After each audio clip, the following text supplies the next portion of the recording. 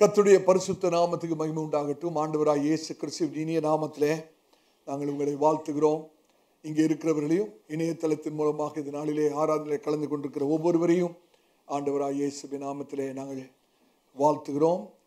கர்த்தருடைய சமூகத்திலே செலவழிக்கிற இந்த நேரம் மெய்யாகவே உங்களுக்கு மிகுந்த ஆசீர்வாதமான ஒரு நேரமாக இருக்கும் என்று நான் கர்த்தருக்குள் விசுவாசிக்கிறேன். ஹல்லேலூயா. கர்த்தர் இந்த நாளிலே நமக்கென்று வைத்திருக்கிற இந்த காரியத்தை பெற்றுக்கொள்ளும்படியாக நம்முடைய இருதயத்தை கர்த்தருக்கு நேராக நாம் ஒருமுகப்படுத்துவோம். இந்த நாளின் செய்தியை நீங்கள் மிக கவனமாக கேட்டு பரிசுத்த ஆவியானவர் உங்களுக்கு தருகிற சத்தியத்தை உள்ளீர்த்து கொண்டு கேட்கிற சத்தியத்தை உங்களுடைய வாழ்க்கையிலே அப்படியே அபியாசப்படுத்த தீர்மானிப்பீர்கள் என்றால், நான் கர்த்தருடைய ஊழியக்காரனாய் சொல்கிறேன், உங்களுடைய வாழ்க்கை இப்பொழுது இருக்கிறது போல இருக்காது. கர்த்தர் உங்களை வாழ்க்கையை விசேஷித்த விதத்திலே ஆசீர்வதிப்பார். அது மாத்திரமல்ல, இந்த நாளிலிருந்து ஒரு விசேஷித்த தேவ தயவை அனுபவிக்க கர்த்தர் உங்களுக்கு கிருபை செய்வார். ஆமென். இந்த நாளின் செய்தியை நீங்கள் ஒரு விசை கேட்டுட்டு முழுமையாக விளங்கி கொள்ள முடியாது. ஆகவே இந்த நாளில் இந்த செய்தியை கேட்ட பிறகு நம்ம யூடியூப் சேனலில் இந்த செய்தி இருக்கும்.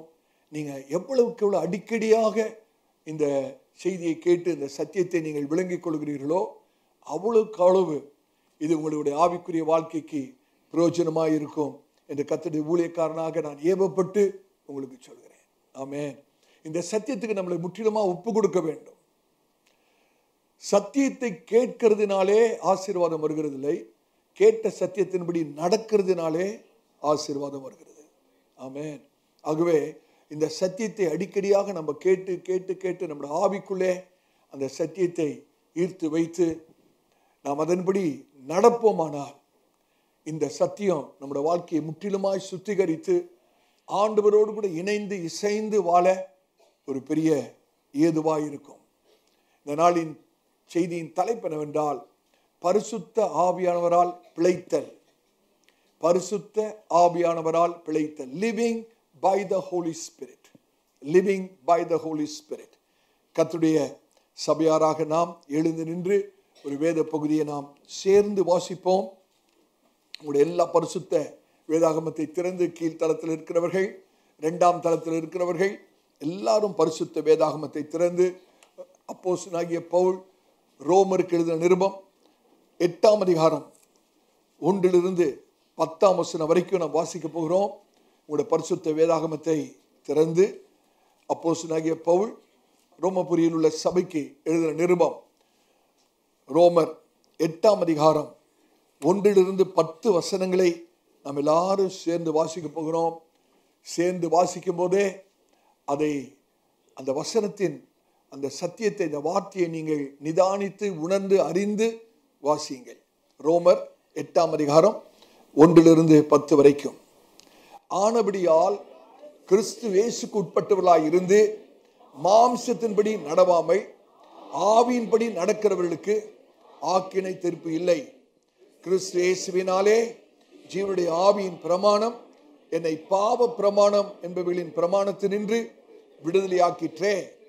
அது எப்படி எனில், மாம்சத்தினாலே பலவீனமாய் இருந்த நியாய பிரமாணம் செய்யக்கூடாததை தேவனே செய்யும்படிக்கு தம்முடைய குமாரனை பாவத்தின் சாயலாகவும் பாவத்தை போக்கும் பலியாகவும் அனுப்பி மாம்சத்திலே பாவத்தை ஆக்கினைக்குள்ளாக தீர்த்தார். மாம்சத்தின்படி நடவாமல் ஆவியின்படி நடக்கிற நம்மிடத்தில் நியாயப்பிரமாணத்தின் நீதி நிறைவேறப்படும்படியே அப்படி செய்தார். அன்றியும் மாம்சத்தின்படி நடக்கிறவர்கள் மாம்சத்துக்குரியவர்களை சிந்திக்கிறார்கள், ஆவியின்படி நடக்கிறவர்கள் ஆவிக்குரியவர்களை சிந்திக்கிறார்கள். மாம்சத்தை மரணம், ஆவியின் சிந்தையோ ஜீவனும் சமாதானமுமாம். எப்படி என்றால், மாமிசத்தை தேவனுக்கு விரோதமான பகை, அது தேவனுடைய நியாய பிரமாணத்துக்கு கீழ்ப்படியாமலும் கீழ்ப்படிய கூடாமலும் இருக்கிறது. மாமிசத்துக்கு உட்பட்டவர்கள் தேவனுக்கு பிரியமாயிருக்க மாட்டார்கள். தேவனுடைய ஆவி உங்களில் வாசமாயிருந்தால் நீங்கள் மாமிசத்துக்கு உட்பட்டவர்களாய் இராமல் ஆவிக்கு உட்பட்டவர்களாய் இருப்பீர்கள். கிறிஸ்துவின் ஆவி இல்லாதவன் அவருடையவன் அல்ல. மேலும் கிறிஸ்து உங்களில் இருந்தால் சரீரமானது பாவத்து நிமித்தம் மரித்ததாயும் ஆவியானது நீதி நிமித்தம் ஜீவனுள்ளதாயும் இருக்கும். 13வது வசனம், மாம்சத்தின்படி பிழைத்தால் சாவீர்கள், ஆவியினாலே சரீரத்தின் செய்கைகளை அழித்தால் பிழைப்பீர்கள். மேலும் எவர்கள் தேவனுடைய ஆவியினாலே நடத்தப்படுகிறார்களோ அவர்கள் தேவனுடைய புத்திரராயிருக்கிறார்கள். கர்த்தர் உங்களை ஆசீர்வதிப்பாராக. தயவுசெய்து உட்காருங்கள். பரிசுத்த ஆவியானவரால் பிழைத்தல். பரிசுத்த ஆவியானவரால் பிழைத்தல். வாசிக்கப்பட்ட இந்த வேத பகுதியிலே 2 வார்த்தைகள் அடிக்கடியாக வருகிறதை உங்களால் பார்க்க முடியும். ஒன்று மாமிசம், இன்னொன்று ஆவி. ஒன்று மாமிசம், இன்னொன்று ஆவி. மாமிசம் என்று சொல்லும்போது அது நம்முடைய மாமிசத்தை குறிக்கிறது. ஆவின்னு சொல்லும்போது வாசிக்கப்பட்ட வேத பகுதியிலே அது நம்முடைய ஆவியை குறிக்கவில்லை, பரிசுத்த ஆவியானவரை குறிக்கிறது. நம்ம தெளிவாக விளங்கிக்கணும். மாமிசம் நம்முடைய மாமிசத்தை குறிக்கிறது. இந்த பகுதியிலே வாசிக்கப்பட்ட அந்த ஆவி என்ற வார்த்தை, எல்லா வார்த்தைகளும் யாரை தான் குறிக்கிறது? பரிசுத்த ஆவியானவரை குறிக்கிறது. மாமிசம் என்று சொல்லும்போது அதற்கு எபிரேய பதம் என்னவென்றால் பசார். பசார் என்றால் இந்த மாமிச சரீரம், அதாவது மரணத்துக்கு உட்பட்ட இந்த சரீரத்தை குறிக்கிறது. இந்த சரீரத்துடைய பலவீனத்தை குறிக்கிறது. பாவத்தை செய்யக்கூடிய ஒரு மாமிசமாக இருக்கிறது. ஜென்ம சுவாபம் உள்ள மனுஷன் என்று சொல்லலாம்.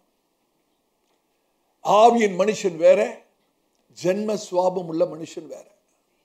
இந்த மாமிசம் என்று சொல்லும்போது அடிக்கடியாக இந்த மாமிச மனுஷன் பாவத்துக்கு நேராக இழுக்கப்படுகிறான். எனக்கு அருமையான சபையாரே, திருவிருந்திலே நாம் பங்கு பெற வந்திருக்கிறோம். இந்த செய்தியை நீங்கள் ஆழமாக ஈர்த்துக்கொண்டு விளங்கி கொண்டு உங்களுடைய வாழ்க்கையிலே நீங்கள் இதை அபியாசப்படுத்த வேண்டும். இந்த மாமிச மனுஷன் பாவத்தினாலே சோதிக்கப்பட்டு பாவத்தினாலே இழுக்கப்படுகிறான். இந்த மாமிச மனுஷனை பரிசுத்தாவியானவர் ஆட்கொள்ள நாம் விடாத பட்சத்திலே நம்முடைய வாழ்க்கையிலே ஜெயம் இருக்கவே இருக்காது. இந்த மாமிச மனுஷன் பாவத்தினால் ஈர்க்கப்பட்டு சோதிக்கப்பட்டு பாவத்தில் விழுகிற வரைக்கும் நம்முடைய வாழ்க்கையிலே ஆசீர்வாதங்கள் தடைப்பட்டு கொண்டே இருக்கும். நம்மால் தேவனை பிரியப்படுத்தவே முடியாது. ஒரு ஜெயமுள்ள கிறிஸ்தவ வாழ்க்கையை வாழ முடியாது. ஆகவே பாவத்துக்கு நேராக இழுக்கப்படுகிற இந்த மாமிச மனுஷன் பரிசுத்த ஆவியானவராலே கட்டுப்படுத்தப்பட்டு ஆளுகை செய்யப்பட வேண்டும். மாமிசம். இப்ப அந்த ஆவின்னு சொல்லி எழுதப்பட்டிருக்கிறதே, அதுக்கு அந்த எபிரேய பதம் அந்த இடத்துல பயன்பட்டிருக்கிறது ரூவாக். ரூவாக் ரூவாக் என்று சொல்லும் போது தேவனுடைய பிரசன்னம், தேவனுடைய சுவாசம். ஆமென். ஏதோ ஆவின்னு சொல்லும் போது ஏதோ ஒரு வல்லமை என்று நினைத்து விடக்கூடாது. நம்மை நீதியிலும் பரிசுத்தத்திலும் தேவனுடைய சித்தத்துக்கு நம்மை ஒப்பு கொடுக்க, நம்மை உந்தி தள்ளி நமக்கு உதவி செய்கிறது தான் பரிசுத்த ஆவியானவர். ஆமென். பரிசுத்த ஆவியானவர் தான் நம்மை உற்சாகப்படுத்தி தைரியப்படுத்தி எப்பேற்பட்ட சூழ்நிலை வந்தாலும் நாம் ஆண்டவருக்கு கீழ்ப்படிந்து அவருடைய சித்தத்துக்கு ஒப்பு கொடுக்க செய்கிறவரே பரிசுத்த ஆவியானவர் தான். நம்முடைய கிறிஸ்தவ வாழ்க்கையில 2 தெரிந்து கொள்ளுதல் இருக்கிறது. நல்ல கவனிங்க. நம்முடைய ஒவ்வொருடைய கிறிஸ்தவ வாழ்க்கையிலும் 2 விதமான தெரிந்து கொள்ளுதல் இருக்கிறது. ஒன்று, நாம் மாமிசத்தின்படி வாழலாம், அல்லது பரிசுத்த ஆவியானவரின்படி வாழலாம். ஒன்று மாமிசத்தின்படி வாழலாம், அல்லது பரிசுத்த ஆவியானுடைய நடத்துதலின்படி வாழலாம். இப்ப மாமிசத்தின்படி வாழ்கிறது என்றால் என்ன? மாமிசத்தின்படி வாழ்கிற வாழ்க்கை என்ன? அது அப்படிப்பட்ட வாழ்க்கை பாவத்தினால் ஆட்கொள்ளப்பட்டு நம்முடைய மாமிச இச்சைகளுக்கு நம்மை விட்டு கொடுத்து தேவனுடைய பிரசன்னத்திலிருந்து பிரிக்கப்படுகிற ஒரு வாழ்க்கை தான் மாமிசத்தின்படி வாழ்கிற வாழ்க்கை. யார் யார் மாமிசத்தின்படி வாழ்கிறார்களோ அவர்கள் தங்களுடைய வாழ்க்கையை பாவத்துக்கு ஒப்பு கொடுத்து தேவனுடைய பிரசன்னத்தை விட்டு விலகி தன்னுடைய சொந்த இச்சையின்படி இழக்கப்பட்டு தேவ ஆசீர்வாதத்துக்கு பங்கு உள்ளவர்களாக இருக்க முடியாதபடி, தேவனுடைய சுவாபத்துக்கு பங்கு உள்ளவர்களாக இருக்க முடியாதபடி பரிசுத்தாவினரை துக்கப்படுத்தி ஒரு ஆவிக்குரிய மரணத்துக்குள்ளாக போகிற ஒரு வாழ்க்கை தான் மாமிசத்தின்படி வாழ்கிற வாழ்க்கை. ஆவிக்குரிய மரணம். ஆவிக்குரிய மரணம் என்று சொல்லும்போது தேவனிடத்திலிருந்து பிரிக்கப்படுகிற ஒரு வாழ்க்கை. அதே சமயத்தில் ஆவியின்படி வாழ்கிற வாழ்க்கை என்றால் என்ன? What does it mean to live by the Spirit? ஆவியின்படி வாழ்கிற வாழ்க்கை என்னவென்றால், பரிசுத்த ஆவியானவரால் ஆட்கொள்ளப்பட்டு பரிசுத்த ஆவியானவரால் நடத்தப்பட்டு தேவனுடைய சித்தத்துக்கு நம்மை ஒப்பு கொடுத்து மனம் திரும்பி பரிசுத்தமாகுதலின் செயலுக்குள்ளாக நாம் கடந்து போகிறோமே, அதுதான் ஆவிக்குள்ளாக வாழ்கிற ஒரு வாழ்க்கை. இதற்கு நமக்கு உதவி செய்கிறவர் ரூவாக் ஹாகோடேஷ், பரிசுத்த ஆவியானவர். ஆமென். இப்படிப்பட்ட ஒரு வாழ்க்கை தான், ஆவியின்படி வாழ்கிற வாழ்க்கை தான் நித்திய ஜீவனுக்கு நேராக நம்ம நடத்துகிறது. இந்த ஆவிக்கேற்றபடி வாழ்கிற வாழ்க்கையில தான் ஆண்டவரோடு கூட தேவனோடு கூட ஒரு அந்யோன்யமான ஒரு ஐக்கியத்துக்குள்ளே நாம் கடந்து வருகிறோம். தேவனோடு கூட சஞ்சரிக்கிற, தேவனோடு கூட உலாவுகிற, தேவனுடைய பிரசன்னத்தை உணர்ந்து ஜீவிக்கிற ஒரு அதிசயமான அற்புதமான ஒரு ஆசீர்வாதமான ஒரு வாழ்க்கை. இந்த ரெண்டு விதமான தெரிந்து கொள்ளுதலை குறித்து சொல்கிறேன். ஒன்று மாமிசத்துக்கு ஏற்றபடி வாழ்கிறது, இன்னொன்று ஆவிக்கு ஏற்றபடி வாழ்கிறது. இந்த ரெண்டு விதமான வாழ்க்கைக்கும் ரெண்டு விதமான விளைவுகள் இருக்கிறது. For these two kinds of living, there are two kinds of consequences. இந்த ரெண்டு விதமான வாழ்க்கை, ஒரு வாழ்க்கை மாம்சத்துக்கு ஏற்றபடி வாழ்கிற வாழ்க்கை, இன்னொரு வாழ்க்கை பரிசுத்த ஆவியானவருக்கு ஏற்றபடி வாழ்கிற வாழ்க்கை. இந்த ரெண்டு விதமான வாழ்க்கைக்கும் ரெண்டு விதமான விளைவுகள் இருக்கிறது.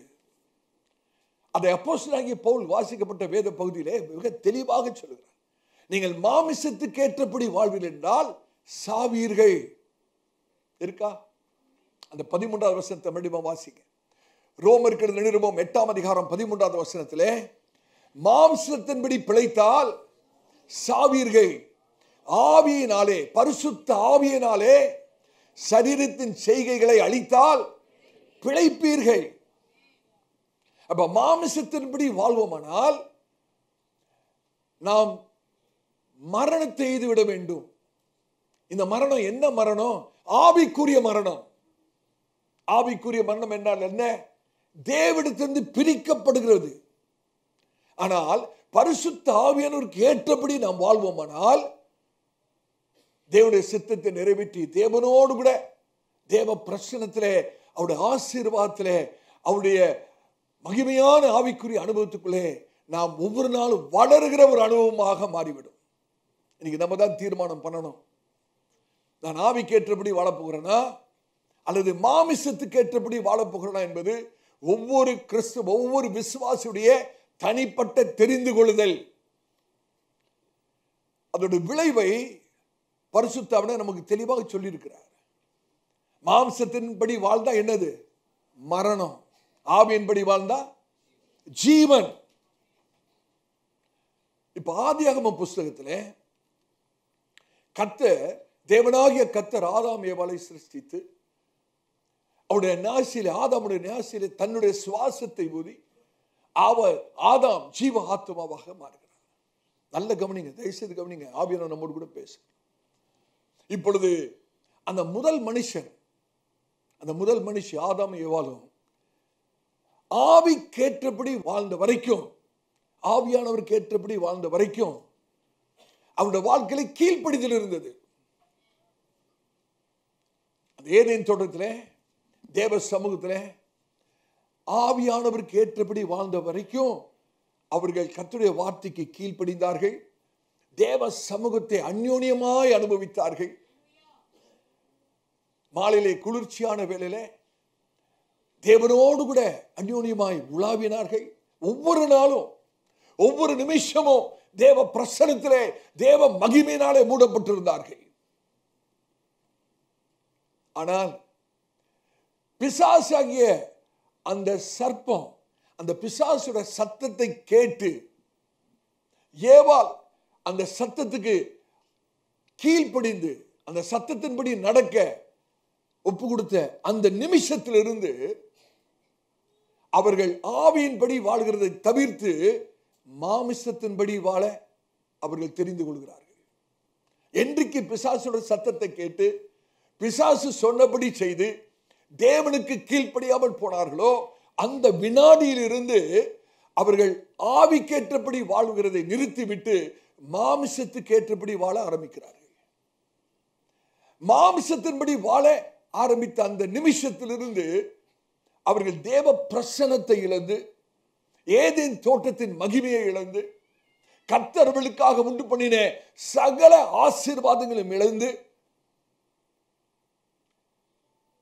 அந்த ஏதேன் தோட்டத்தை விட்டு துரத்தி விடப்படுகிறார்கள். இன்றைக்கு அவர்கள் ஆவியின்படி வாழ தவறி மாமிசத்தின்படி வாழ ஆரம்பித்தார்களோ அந்த நிமிஷத்திலிருந்து வாழ்க்கையிலே போராட்டம் ஆரம்பித்தது, பிரச்சனை ஆரம்பித்தது. அவர்கள் ஆதாமும் ஏவாளும் எந்த நிமிஷத்திலே ஆவிக்கேற்றபடி வாழ்வதை நிறுத்திவிட்டு மாமிசத்துக்கு ஏற்றபடி பிசாசோட சத்தத்தை கேட்டு வாழ ஆரம்பித்தார்களோ அன்றைக்கே அவருடைய குடும்பத்திலே அவருடைய வாழ்க்கையிலே பிரச்சனை ஆரம்பித்து விட்டது. நீங்க யோசிச்சு பாருங்க, அவங்களுடைய ஆகாரத்துக்கு ஆதாமும் ஏவாளும் ஒண்ணுமே செய்ய வேணாங்க.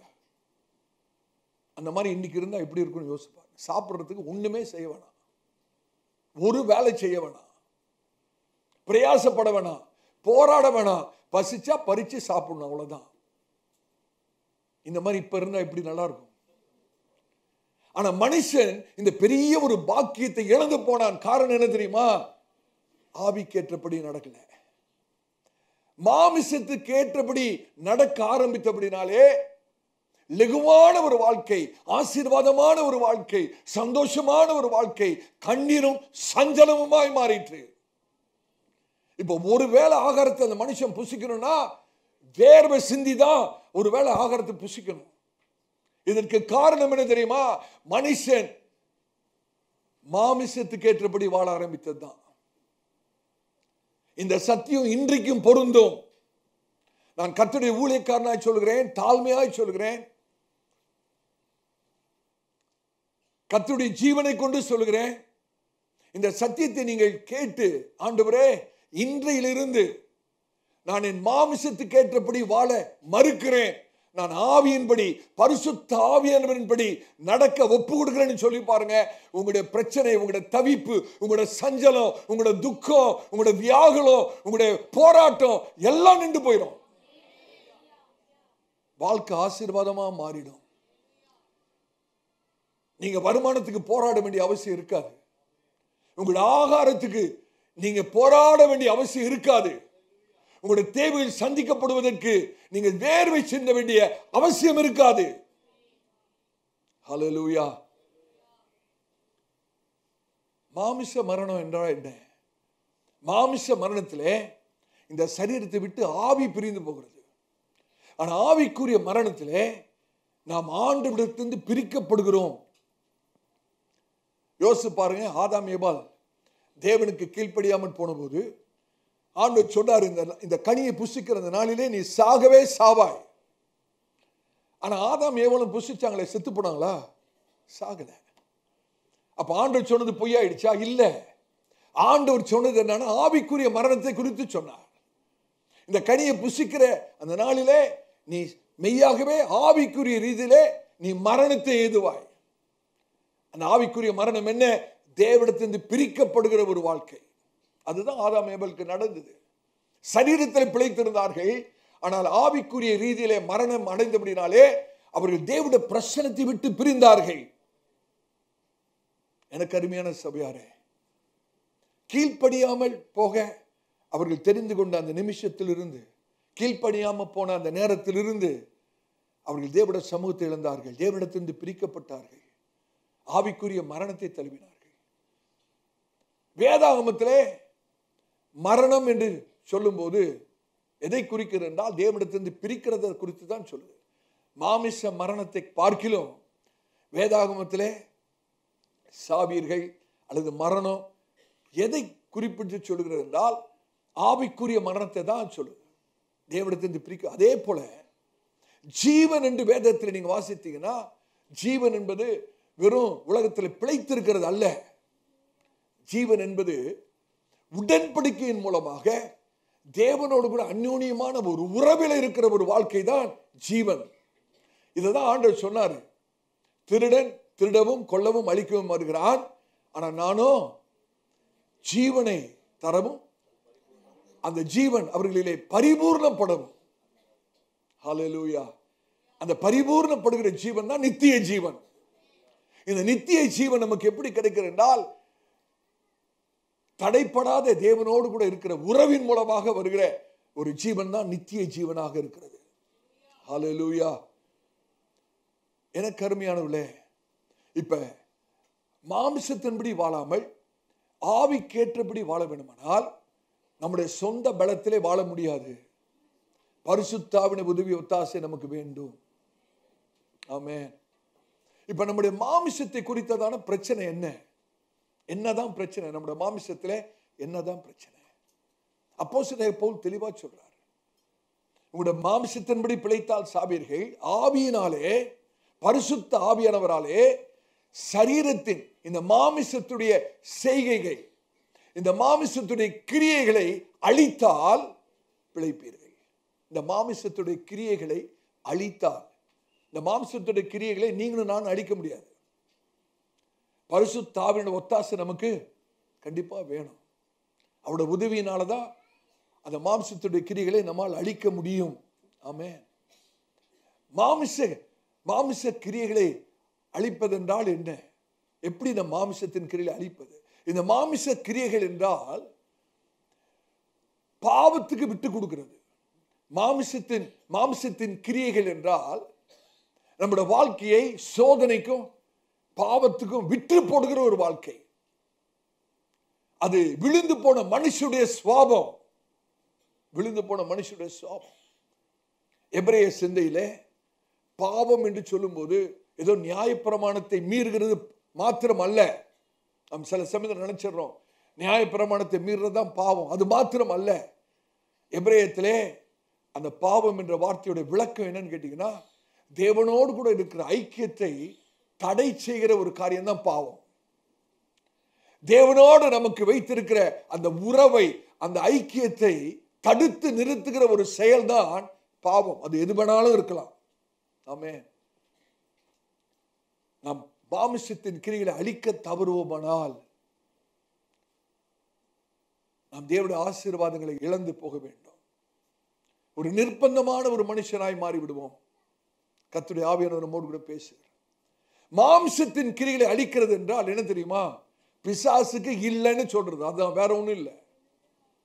மாம்சத்துடைய கிரியைகளை அழிக்கிறது என்றால் பிசாசு கொண்டு வருகிற சோதனைக்கும் அவன் கொண்டு வருகிற பாவமான காரியங்களுக்கும் இல்லை என்று சொல்லி அந்த மாமிசத்தின் சிந்தையை அழித்து கர்த்தருடைய பரிசுத்தத்துக்கு நேராக, கீழ்ப்படிதலுக்கு நேராக நம்மை ஒப்பு கொடுக்கிற வாழ்க்கை தான் மாமிசத்தின் கிரியைகளை அழிக்கிறது ஆகும். ஹல்லேலூயா. எபிரேய கண்ணோட்டத்திலே மாமிசத்தை அழிக்கிறது என்றால் ரெண்டு காரியத்தின் மூலமா விளைக்கும். ஒன்று, அந்த பாவ சிந்தனையை அழித்தல்.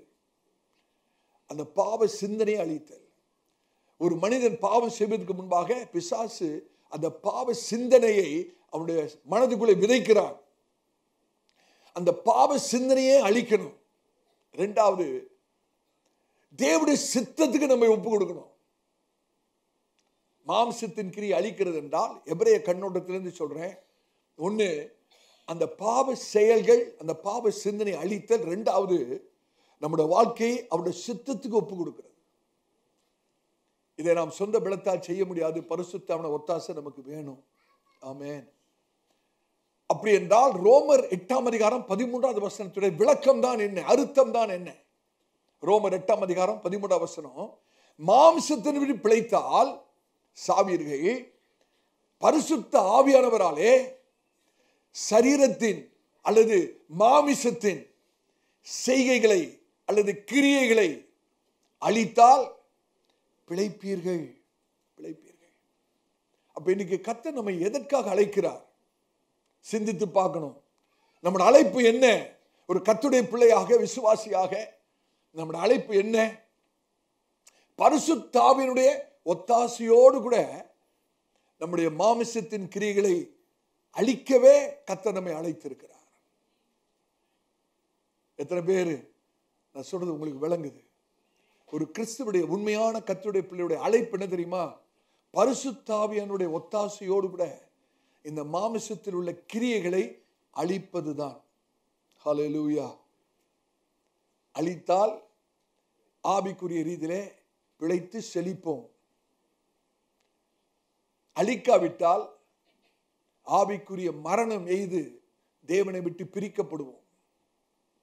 ரொம்ப முக்கியமான ஒரு காரியத்தை நான் பேசிக் கொண்டிருக்கிறேன். இப்ப மாமிசத்தின் கிரியைகள் தான் என்ன? மாமிசத்தின் கிரியைகள் தான் என்ன? பரிசுத்த வேதாகமம் அந்த மாமிசத்தின் கிரியைகளை ஒரு பட்டியல் போட்டு நமக்கு காண்பிக்கிறது. எடுத்து வாசிங்க. கலாத்தியருக்கு எழுதின நிருபம் 5ஆம் அதிகாரம். எல்லாரும் உங்களுடைய பரிசுத்த வேதாகமத்தை திறந்து பாருங்கள். கலாத்தியருக்கு எழுதின நிருபம் 5ஆம் அதிகாரம் 17 21 வசனம் வரைக்கும் நம்ம மொள்ள வாசித்து பார்க்கணும். அவசரப்பட்டு வாசிக்க கூடாது.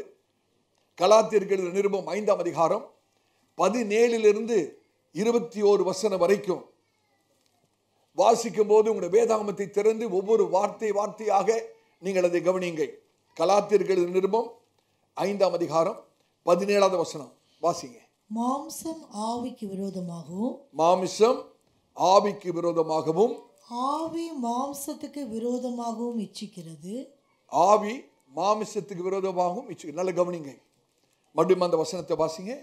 மாம்சம் ஆவிக்கு விரோதமாகவும், மாமிசம் பரிசுத்த ஆவியானவருக்கு விரோதமாகவும், ஆவி மாம்சத்துக்கு விரோதமாகவும் இச்சிக்கிறது. பரிசுத்த ஆவியானவர் மாமிசத்துக்கு விரோதமாக போராடுகிறார். அதான் அங்க அந்த எபிரேய வார்த்தைகள் பயன்படுத்தப்பட்டிருக்கிறது. மாமிசம் ஆவியானவருக்கு விரோதமாக போராடுகிறது.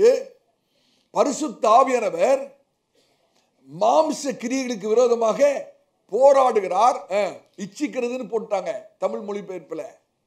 இச்சிக்கிறது அல்ல, அங்க ஒரு யுத்தம் நடக்கிறது, ஒரு பெரிய போராட்டம் நடக்கிறது.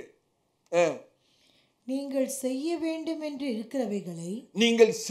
என்று இருக்கிறவைகளை செய்யாதபடிக்கு செய்ய முடியாதபடிக்கு இவைகள் ஒன்றுக்கொன்று விரோதமாய் இருக்கிறது. ஆவியினால் நடத்தப்படுவீர்களானால், ஆவியினால் பரிசுத்த ஆவியானவரால் நடத்தப்படுவீர்களானால் நீங்கள் நியாய பிரமாணத்திற்கு கீழ்ப்பட்டவர்கள் அல்ல. மாம்சத்தின் கிரியைகள் வெளியரங்கமாய் இருக்கின்றன. அவையாவன விபச்சாரம், முதலாவது விபச்சாரம், வேசித்தனம், அசுத்தம், காம விகாரம், விக்கிரக ஆராதனை, பில்லி சூனியம், பகைகள், விரோதங்கள், வைராக்கியங்கள், கோபங்கள், சண்டைகள், பிரிவினைகள், மார்க்க பேதங்கள், பொறாமைகள், கொலைகள், வெறிகள், களியாட்டுகள் முதலானவைகளே இப்படிப்பட்டவைகளை செய்கிறவர்கள். நல்லா கவனிச்சிங்களா? இந்த 17 காரியத்துல யாராவது கர்த்தருடைய பிள்ளை, விசுவாசின்னு சொல்லுகிற யாராவது ஒரு நபர் இந்த 17 காரியத்துல ஒரு காரியம் காணப்பட்டாலும், இப்படி செய்தால், இப்படி செய்கிறவர்கள் தேவனுடைய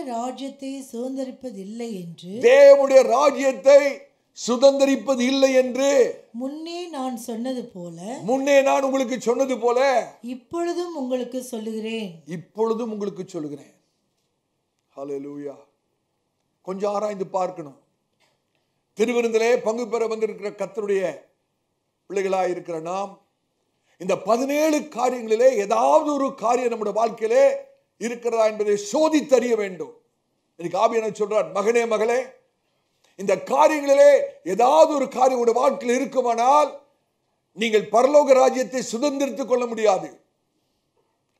கர்த்தருடைய வருகை வரும்போது எடுத்துக்கொள்ளப்பட முடியாது. இத்தனை வருஷம் கிறிஸ்தவ வாழ்க்கை வாழ்ந்தது வீணாய் போய்விடும். ஆராய்ந்து பார்க்கணுமே, சோதி தெரியணுமே. கவனிங்க, கானான் தேசத்திலே அநேக ராட்சதர்கள் இருந்தார்கள், அப்படித்தானே? 7 ஜாதிகள் கானான் தேசத்திலே ராட்சதர்கள். வேவுக்காரர்கள் போகிறார்கள். வேவுக்காரர்கள் போயிட்டு 12 பேர் போயிட்டு 10 பேர் வந்து சொல்றாங்க, இதை நம்மளால் சுதந்திரிக்க முடியாது. காரணம், இந்த தேசத்திலே உயர்ந்த மதில் சுவர்கள் இருக்கிறது, ராட்சதர்கள் இருக்கிறார்கள். அவர்களுக்கு முன்பாக நாம் எப்படி இருக்கிறோம்? வெட்டுக்கிளிகளை போல இருக்கிறோம். ஆனா காலேபு யோசுவா சொன்னாங்க, இல்ல இல்ல இல்ல, கர்த்தர் நம்மோடு கூட இருக்கிறபடினாலே கண்டிப்பாய் போய் சுதந்திரிப்போம். எப்படி அன்றைக்கு கானான் தேசத்தை சுதந்திரிக்க முடியாதபடி கானான் தேசத்திலே ராட்சதர்கள் இருந்தார்களோ, அதே போல இந்த 17 ராட்சதர்கள் நம்முடைய மாமிசத்தில் இருக்கிறாங்க.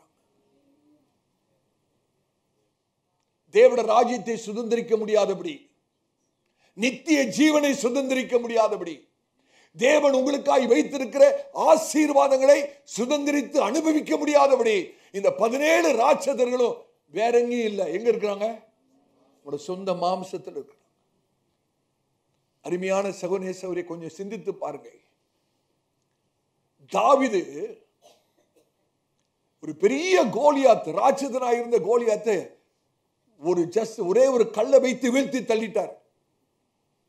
ஆனா தாவீதுக்கு தெரியல, அவருடைய மாமிசத்துல இச்சை என்ற ஒரு பெரிய ராட்சதன் இருக்கிறான். அந்த ராட்சதனை தாவீதால வெல்ல முடியல. யோசிச்சு பார்க்க முடியுதா? வெளியே இருக்கிற பெரிய கோலியாத்தை ஒரே கல்லை வச்சு வீழ்த்தி தள்ளியாச்சு. ஆனா சொந்த மாமிசத்தில் இருக்கிற அந்த இச்சையாகிய அந்த ராட்சதனாலே தாவீது விழுந்து போனான். இன்னைக்கு இதுதான் அநேகருடைய நிலைமையாக இருக்கிறது. இன்னைக்கு ஆவியானவர் நம்மோடு கூட பேசுகிறார். தாவீதுக்கு என்ன நடந்தது என்று நமக்கு தெரியும். தேவனுக்கு விரோதமான பாவம் செய்து அந்த 10 கற்பனைகளிலே 3 பிரதான கற்பனைகளை மீறின மனுஷன் தான் தாவீது. ஆனா கர்த்தருக்கு ஸ்தோத்திரம், நாத்தான் தீர்க்கதரிசியை தாவீதிற்கு அனுப்பி எச்சரித்த போது தாவீது தன்னுடைய பாவ நிலைமையை ஒத்துக்கொண்டு தேவனிடத்திலே உண்மையாய் மனம் திரும்பி தன்னுடைய பாவங்களை வெளியரங்கமாக அறிக்கையிட்டு அந்த 51 சங்கீதத்திலே தன்னுடைய பாவங்களை வெளியரங்கமாக உலகம் அறியத்தக்கதாக அவர் அறிக்கை செய்து தேவனிடத்தில் ஒப்புரவாகிறார். தேவனிடத்தில் ஒப்புரவாகி தேவனுடைய சித்தத்தை செய்ய தாவீது தன்னுடைய வாழ்க்கையை ஒப்பு கொடுத்தபடினாலே தேவன் தாவீதை பார்த்து சொல்கிறார், இந்த மனுஷன் என்னுடைய இருதயத்துக்கு ஏற்ற மனுஷன் என்று சொல்லுவார். பெரிய பாவத்தை செய்த மனுஷன், 3 பிரதான கட்டளைகளை உடைத்து போட்ட மனுஷன் உண்மைதான். ஆனால் உண்மையாக மனம் திரும்பி தேவனிடத்தில் ஒப்புரவாகி வெளியரங்கமாக அறிக்கை செய்து பாவங்களை ஒத்துக்கொண்டு தாவீது ஜெபிக்கிற ஜெபம் என்ன தெரியுமா? ஆண்டவரே, சுத்த இருதயத்தை என்னிலே சிருஷ்டியும், நிலைவரமான ஆவியை எனக்கு தாரும், பரிசுத்த ஆவியானவரை என்னை விட்டு எடுத்து விடாதியும், ஆண்டவரே உம்முடைய சமூகத்தை விட்டு என்னை தள்ளி விடாதியும், என் மேல் இரக்கமாயிரும் அப்படின்னு சொல்லி தாவீது மனம் திரும்பின போது தேவன் தாவீதை மன்னித்து தாவீதை பலப்படுத்தி அவருடைய சித்தத்தை செய்ய வைத்து ஆண்டவர் சொல்றார், இந்த மனுஷன் என்னுடைய இருதயத்துக்கு ஏற்ற மனுஷன். நான் அடிக்கடி யோசித்து பார்ப்பேன், ஏன் தாவீது அந்த ஜெபத்திலே ஒரு ஜெபமாக பரிசுத்தாவினை எடுத்து விடாதீங்கன்னு ஜெபிக்கிறதுக்கு காரணம் என்ன? ஆண்டவரே உம்முடைய சமூகத்தை விட்டு தள்ளிடாதீங்கன்னு சொல்லி விட்டுருக்கலாமே. அடுத்த லைனு, பரிசுத்தாவினர் என்னை விட்டு எடுத்துடாதீங்க. ஏன் தெரியுமா? தாவீதுக்கு சவுலுக்கு நடந்த காரியம் நல்லா தாவீதுக்கு என்னன்னு தெரியும். ஒரு மனுஷனை விட்டு பரிசுத்தாவினர் விலகி போனால் அந்த மனுஷனுடைய நிலைமை என்னவாகும் என்று சொல்லி சவுலுடைய வாழ்க்கையை தாவீது கண்ணுக்கு நேராக பார்த்தது. சவுலுக்கு நடந்ததெல்லாம் தாவீது தன்னுடைய சொந்த கண்ணால பார்த்தது. பரிசுத்தாவினர் ஒரு மனுஷனை விட்டு விலகி போகும்போது அந்த மனுஷனுக்குள்ளாக அசுத்தாவி வந்து ஒரு மனுஷனை எப்படி அலக்களிக்க முடியும் என்பதை தாவீது தன்னுடைய சொந்த கண்களாலே கண்டபடியினாலே தாவீதுக்குள்ள ஒரு பெரிய பயம். ஆண்டவரே உம்முடைய பிரசன்னம் மாத்திரம் அல்ல, பரிசுத்த ஆவியானவரை என்னை விட்டு எடுத்துறாதீங்க. அது பயங்கரமான காரியம். எனக்கு அருமையானவர்களே, இன்னைக்கு கர்த்தர் நம்மோடு கூட பேசுகிறார். ஹல்லேலூயா. நம்முடைய வாழ்க்கையை இந்த சத்தியத்துக்கு முற்றிலுமாய் ஒப்பு கொடுப்போமானால் நம்முடைய வாழ்க்கையில ஒரு பெரிய திருப்பம், ஒரு பெரிய மாற்றம், கர்த்தர் நம்முடைய வாழ்க்கையில பெரிய காரியங்களை செய்வார். நான் கர்த்தருடைய ஊழியக்காரனா சொல்றேன், தயவு செய்து கவனிங்கள். இந்த செய்தியில ஒவ்வொரு வார்த்தையும் முக்கியம், வாக்கியம் அல்ல, ஒவ்வொரு வார்த்தையும் முக்கியம். நான் கர்த்தரால் ஏவப்பட்டு சொல்றேன், எந்த காரியத்தையும் மாமிசத்தில் செய்யாதீங்க.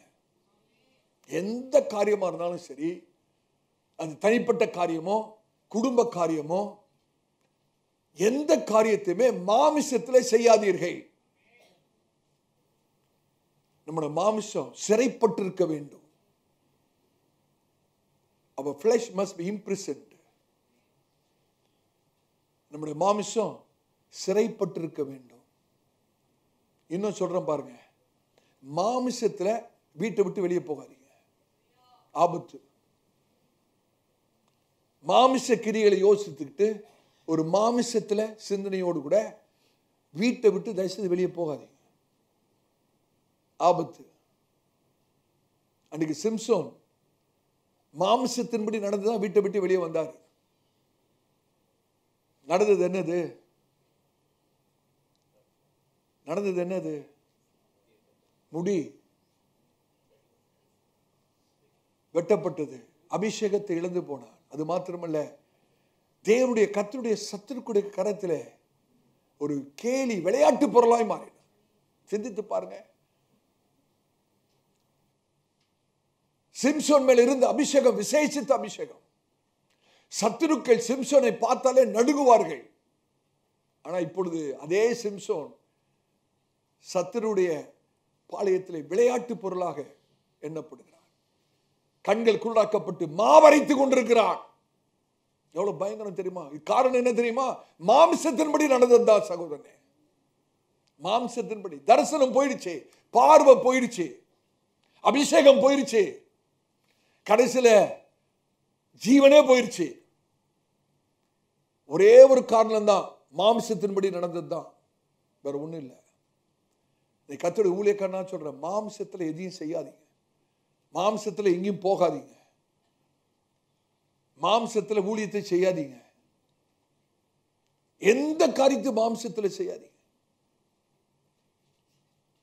எந்த காரியத்துல மாம்சத்துல நீங்க செய்றீங்களோ அது தோல்வியில கொண்டு போய் முடியும். நான் வேணா எழுதி கொடுக்கிறேன் இன்னைக்கு. எந்த காரியத்தை நீங்க மாமிசத்துல செய்றீங்களோ அந்த காரியம் எங்க தான் முடியும்? தோல்வியில தான் முடியும். Anything you do in the flesh will end up in failure. எந்த காரியத்தை நீங்க மாமிசத்துல ஆரம்பிச்சீங்கன்னா அதோட முடிவு ஜெயமா இருக்கிறதுக்கு வாய்ப்பே இல்லைங்க. நீங்க கர்த்தர் உங்களை பார்த்து சொல்றாரு, மகனே மகளே, உன மாமிசத்தை சிறைப்படுத்து. மாமிசம் இருக்க வேண்டிய இடம் எது தெரியுமா? சிறைச்சாலை. எத்தனை பேர் ஆமென் சொல்ல முடியும்? உன மாமிசம் எங்க இருக்கணும்? சிறைச்சாலையில் இருக்கணும். பட்டினியா கிடக்கணுங்க. மாமிசத்தை பட்டினி போடுங்கன்னு சொல்றேன். மாமிசத்தை சிறைச்சாலையில் அடைத்து பட்டினி போட்டு பரிசுத்த ஆவியானவராலே மாமிசத்தை மேற்கொள்ள வேண்டும். மாமிசம் என்ன பண்ணு தெரியுமா? எப்போதும் உங்களோட ஆவியோடு கூட போராடி ஆவியை மேற்கொள்ள மாமிசம் போராடி கொண்டே இருக்கிறது. அதை தான் நம்ம வாசித்தோம். மாம்சத்தோட வேலை என்ன தெரியுமா? ஆவியோடு கூட போராடி ஆவியை ஜெயிக்கிறதா மாமிசத்தோட வேலையே. ஆனா பரிசுத்த ஆவியுடைய பலத்தை கொண்டு நம்முடைய ஆவி மாம்சத்தை கீழ்ப்படுத்த வேண்டும், கட்டுப்படுத்த வேண்டும், அடக்கி ஆள வேண்டும். பிசாசு பண்ற ஒரு தந்திரமான காரியம் என்ன தெரியுமா? நல்ல கவனிங்க, தயவுசெய்து கவனிங்க. Your flesh makes you an instrument in the hand of the devil. உங்களோட மாம்சம் என்ன பண்ணிடும் தெரியுமா? உங்களை பிசாசோட கரத்துல ஒரு கருவியா கொடுத்துரும். உங்களோட சொந்த மாம்சம் உங்களை பிசாசோட கரத்துல ஒரு ஆயுதமா, ஒரு கருவியா பிசாசோட கையில கொடுத்துரும். நீ கர்த்தருடைய ஊழியக்காரனா சொல்றேன், அந்த மாம்சத்தை ஆவியானவராலே அழிக்க வேண்டும். எதை செய்வதற்கு முன்பாக நல்ல கவனிங்க, எந்த காரியத்தை நீங்க செய்யறதுக்கு முன்ன நீங்க செய்ய வேண்டிய காரியம் என்ன தெரியுமா? மாம்சத்தின் கிரியை அழிச்சிடணும், மாம்சத்தின் கிரியைகளை சிறைப்படுத்திடணும், மாம்சத்தின் கிரியைகளை நீங்கள் சிறை கைதி ஆக்கிடணும். அதுக்கு பிறகு நீங்க என்ன செய்தாலும் வாய்க்கும். இந்த மாமிசத்தை சிறைப்படுத்தாம நீங்க எதை செய்தாலும் வாய்க்காது. ஒரு பெரிய ரகசியத்தை நான் உங்களுக்கு சொல்லிக் கொண்டிருக்கிறேன். ஹல்லேலூயா. சபையாரே, அந்த மாம்சம் மாத்திரம் உள்ள வந்துடுச்சுன்னா பிசாசு உள்ள வந்துட்டான்னு அர்த்தம். மாம்ச கிரியை வந்துடுச்சுன்னா, ஏதாவது ஒரு மாம்ச கிரியை உங்களுக்குள்ளே வந்து விட்டது என்றால் பிசாசு உள்ள வந்துட்டான்னு அர்த்தம். ஆமென். மாம்ச கிரியை உள்ள வந்துடுச்சுன்னா மாய்மலக்காரர்களா மாறிட்டோன்னு அர்த்தம். மாம்ச கிரிகள் உள்ள வந்து விடுமானால் அந்த மாம்சம் உங்களோட வாழ்க்கையில ஒரு பலனான அரணை உண்டு பண்ணிவிடும். அந்த அரணை உடைக்கிறதுக்கு வாழ்க்கை பூரா போராட வேண்டியதாயிரும். எத்தனை பேருக்கு நான் விளங்குது நான் சொல்றது? நீங்க மாமிச கிரியைகளுக்கு உங்களை விட்டு கொடுத்து மாமிசத்தை போஷிப்பீர்கள் என்றால் அந்த மாமிசம் உங்களோட வாழ்க்கையிலே ஒரு பலனான அரணை கட்டிவிடும். அந்த அரணை உடைக்கிறதுக்கு வாழ்க்கை முழுவதும் போராட வேண்டியதாய் போய்விடும். அநேக கர்த்தருடைய பிள்ளைகள் இதை உணராமல் இருக்கிறார்கள். ஹல்லேலூயா. மாமிசத்துக்கு ஒரு பெரிய வல்லமை இருக்கிறது. ஆமென். அரணை கட்டுவதற்கான ஒரு வல்லமை இருக்கிறது. Strong holes. நீங்க அநேக கர்த்தருடைய பிள்ளைகளுடைய வாழ்க்கையில பாவ அரண் இருக்கிறது, தீமையான அரண் இருக்கிறது, பொல்லாதனுடைய அரண் இருக்கிறது. அதை உடைக்கிறதுக்கு என்ன பாடு, எவ்வளவு பாடு. சில காரியங்களை விட முடியாமல் போராடி கொண்டிருக்கிறீர்களே, காரணம் என்ன? சில காரியத்தை உங்களுக்கு செய்யணும்னு விருப்பம் இல்லை, ஆனா விட முடியல. அந்த காரியத்தை செய்துட்டு குற்ற மனசாட்சியோடு ஆண்டவர்கிட்ட வந்து, ஆண்டவரே என்னை மன்னிச்சிருங்க, இது ஒரு விஷயம் மன்னிச்சிருங்க ஆண்டவரே, இது ஒரு விஷயம் மன்னிச்சிருங்க. அந்த மாதிரி எத்தனையோ 100 தடவை சொல்லியாச்சு, இன்னும் விட்ட பாடு இல்லை. காரணம் என்ன? அது வாழ்க்கையிலே ஒரு பொல்லாத அரணாய் மாறி இருக்கிறது. பிசாசு அதை ஒரு அரணா கட்டி வச்சிருக்கிறான். இதுக்கு காரணம் என்ன தெரியுமா? மாம்சத்துக்கு நம்ம இடம் கொடுத்தது தான். வாழ்க்கை பூரா போராட்டம் தான், வாழ்க்கை பூரா போராட்டம் தான். ஹல்லேலூயா. அப்போஸ்தலனாகிய பவுல் தன்னோட மாம்சத்தை குறித்து அவ்வளவு ஜாக்கிரதையா இருந்திருக்கிறார். மாம்சத்தை குறித்து அவ்வளவு ஜாக்கிரதை. அவர் சொல்றாரு பாருங்க, வசனத்தை எடுத்து வாசிங்க. 1 கொரிந்தியர் 9ஆம் அதிகாரம் 27ஆம் வசனத்தை வாசிங்க. ஒவ்வொருவரும் பரிசுத்த வேதாகமத்தை திறந்து பார்க்கணும். 1 கொரிந்தியர் 9ஆம் அதிகாரம் 27ஆவது வசனம். அப்போஸ்தலனாகிய பவுல் எவ்வளவு ஜாக்கிரதையா இருந்திருக்கிறார் பாருங்க. 1 கொரிந்தியர் 9:27. மற்றவர்களுக்கு பிரசங்கம் பண்ணுகிற நான் தானே, மற்றவர்களுக்கு பிரசங்கம் பண்ணுகிற நான் தானே, ஆகாதவனாய் போகாதபடிக்கு, செல்லாத நோட்டாக போகாதபடிக்கு, ஆகாதவனாய் போகாதபடிக்கு என் சரீரத்தை ஒடுக்கி கீழ்ப்படுத்துகிறேன். என் சரீரத்தை, என் மாமிசத்தை ஒடுக்கி, சத்தமா சொல்லுங்க, மாமிசத்தை ஒடுக்கணும், மாமிசத்தை ஒடுக்கி கீழ்ப்படுத்தணும். பவுல் சொல்றாரு பாருங்க, அவ்வளவு பெரிய பரிசுத்தவான்ங்க. அவர் சொல்றாரு, அநேகருக்கு நான் பிரசங்கம் பண்றேன், ஆனா நான் ஆகாதவனாய் போகாதபடிக்கு என்னோட சொந்த மாமிசத்தை நான் ஒடுக்கி கீழ்ப்படுத்துகிறேன். அப்போஸ்தலன் பவுல் என்ன தெரியுமா சொல்றாரு? என்னோட மாமிசத்தை மாத்திரம் ஒடுக்கி நான் கீழ்ப்படுத்தலைன்னா, அந்த மாமிசத்தின் கிரியில அழிக்கலைன்னா, எத்தனை லட்சமான ஜனங்களுக்கு நான் பிரசங்கம் பண்ணாலும் நான் ஆகாதவனாய் போய் விடுவேன். செல்லாத கரன்சி நோட்டு மாதிரி ஆயிடுவேன்றார். யோசிச்சு பாருங்க, இந்த நிருபத்தை எழுதுனது அப்போஸ்தலனாகிய பவுல். இந்த நிருபம் உலகம் எங்கும் லட்சமான ஜனங்களுக்கு ஆசீர்வாதமா இருக்கு. எவ்வளவோ பேர் இந்த வேதாகமத்தை அழிக்கணும்னு பிரயாசப்பட முடியல. இன்னும் இந்த நிருபம் பேசிக் கொண்டிருக்கிறது. இந்த நிருபத்தை எழுதுற அந்த மனுஷன் சொல்லுகிறார், என்னுடைய சரீரத்தை மாத்திரம் ஒடுக்கி நான் கீழ்ப்படுத்த தவறுவேனானால் நான் எழுத நிருபம் மற்றவங்களுக்கு ஆசீர்வாதமா இருக்கும். ஆனா நான் எப்படி போயிடுவேன்? ஆகாதவனாய் போய்விடுவேன், தள்ளப்பட்டவனாய் காணப்படுவேன், செல்லாத நோட்டாயிருவேன். நீங்க கர்த்தருடைய ஊழியக்காரனா சொல்றேன், தயவு செய்து கேளுங்க.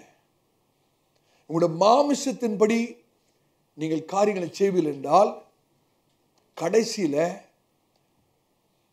உங்களை ஆகாதவர்களாக போய்விடுகிற சாத்தியம் இருக்கிறது. Whatever you do in the flesh ends in ultimate disqualification in the future. இன்றைக்கு நீங்கள் மாமிசத்தில் செய்கிற கிரியைகளை நீங்கள் கீழ்ப்படுத்த தவறிவிடுவீர்கள் என்றால், அடக்கி கீழ்ப்படுத்த தவறிவிடுவீர்கள் என்றால், இதே மாமிசம் வருகிற எதிர்காலத்திலே உங்களை ஆகாதவர்களாய் தள்ளிவிடும், உங்களை ஆகாதவர்களாய் மாற்றிவிடும். எவ்வளவு பயங்கரமான காரியம்!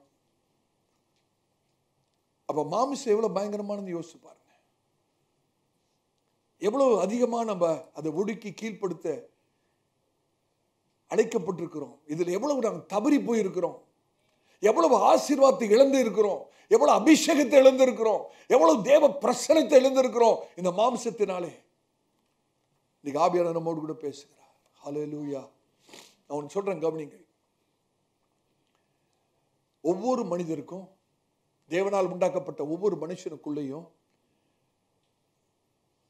வெறுக்கிறதுக்கு ஒரு திறன் இருக்கிறது, நேசிக்கிறதுக்கு ஒரு திறன் இருக்கிறது. எபிலிட்டி, திறன் சொல்லலாமா?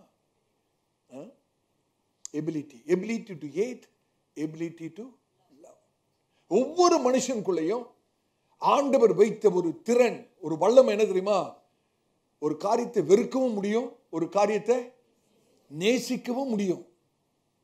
ஒரு காரியத்தை வெறுப்பதற்கும் நேசிப்பதற்குமான ஒரு திறனை கர்த்தர் ஒவ்வொரு மனுஷனுக்குள்ள வைத்திருக்கிறார். கேள்வி என்னவென்றால், எதை நேசிக்கிறோம், எதை வெறுக்கிறோம்? அதான் கேள்வி. எதை நேசிக்கிறோம், எதை வெறுக்கிறோம்? நம்ம எல்லாருக்கும் இந்த திறன் இருக்கு. நேசிக்கிறதுக்கும் திறன் இருக்கு, வெறுக்கிறதுக்கும் திறன் இருக்கு. ஆனா எதை நேசிக்கிறோம், எதை வெறுக்கிறோம்? இந்த கேள்விக்கு நீங்க தான் உங்களோட மனசாட்சியை தொட்டு பதில் சொல்லணும். கர்த்தர் கொடுத்திருக்கிற இந்த திறன், நேசிப்பதற்கும் வெறுப்பதற்குமான இந்த திறனை நீங்கள் சத்துருடைய கையில கொடுத்துட்டீங்கன்னா அவ்வளவுதான். அவன் அப்படியே வேற விதமா பயன்படுத்திடும். நீங்க அநேக கர்த்தருடைய பிள்ளைகள் இந்த நேசிக்கிற வெறுக்கிற கர்த்தர் கொடுத்த இந்த திறனை சத்துருடைய பிசாசுட கரத்துல கொடுத்திருக்கிறான். அதனால அவன் என்ன திறமை செய்யறான்? எதை வெறுக்க கூடாதோ அதை வெறுக்க வைக்கிறான், எதை நேசிக்க கூடாதோ அதை நேசிக்க வைக்கிறான், எதை நேசிக்கணுமோ அதை நேசிக்க விட மாட்டான், எதை வெறுக்கணுமோ அதை வெறுக்க விட மாட்டான். எத்தனை பேருக்கு விளங்குது நான் சொல்றது? சங்கீதக்காரன் அழகாக எழுதுற, எடுத்து வாசித்து பாருங்க. சங்கீதம் 119, 113. சங்கீதம் 119, 113. வீண் சிந்தனைகளை நான் வெறுத்து, வீண் சிந்தனைகளை, அசுத்தமான சிந்தனைகளை, வேண்டாத சிந்தனைகளை, வீண் சிந்தனைகளை நான் வெறுத்து உமது வேதத்தில் பிரியப்படுகிறேன். வேதத்திலே பிரியப்படுகிறேன்.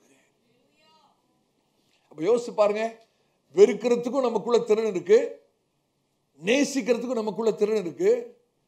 ஆனா எதை நேசிக்கிறோம், எதை வெறுக்கிறோம்? இந்த திறனை அநேகர் இன்னைக்கு பிசாசுட கரத்தில் கொடுத்தது. அப்படின்னாலே இன்னைக்கு அநேகரோட அனுபவம் என்ன தெரியுமா? வீண் சிந்தனைகளை நேசித்து வேதத்தை வெறுக்கிறார்கள்.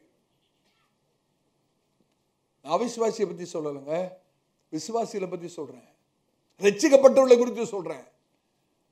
நீங்க அந்த அசுத்தமான சிந்தனை அவ்வளவு சந்தோஷமா இருக்கு, அந்த பாவ சிந்தனை அவ்வளவு மகிழ்ச்சியா இருக்கு. கர்த்தருடைய வார்த்தை போர் அடிக்குது. பைபிள் ஸ்டடி நீங்க தான் சொல்லுங்க. இன்னைக்கு ஈவினிங் தெரிஞ்சிடும் உங்களை பத்தி.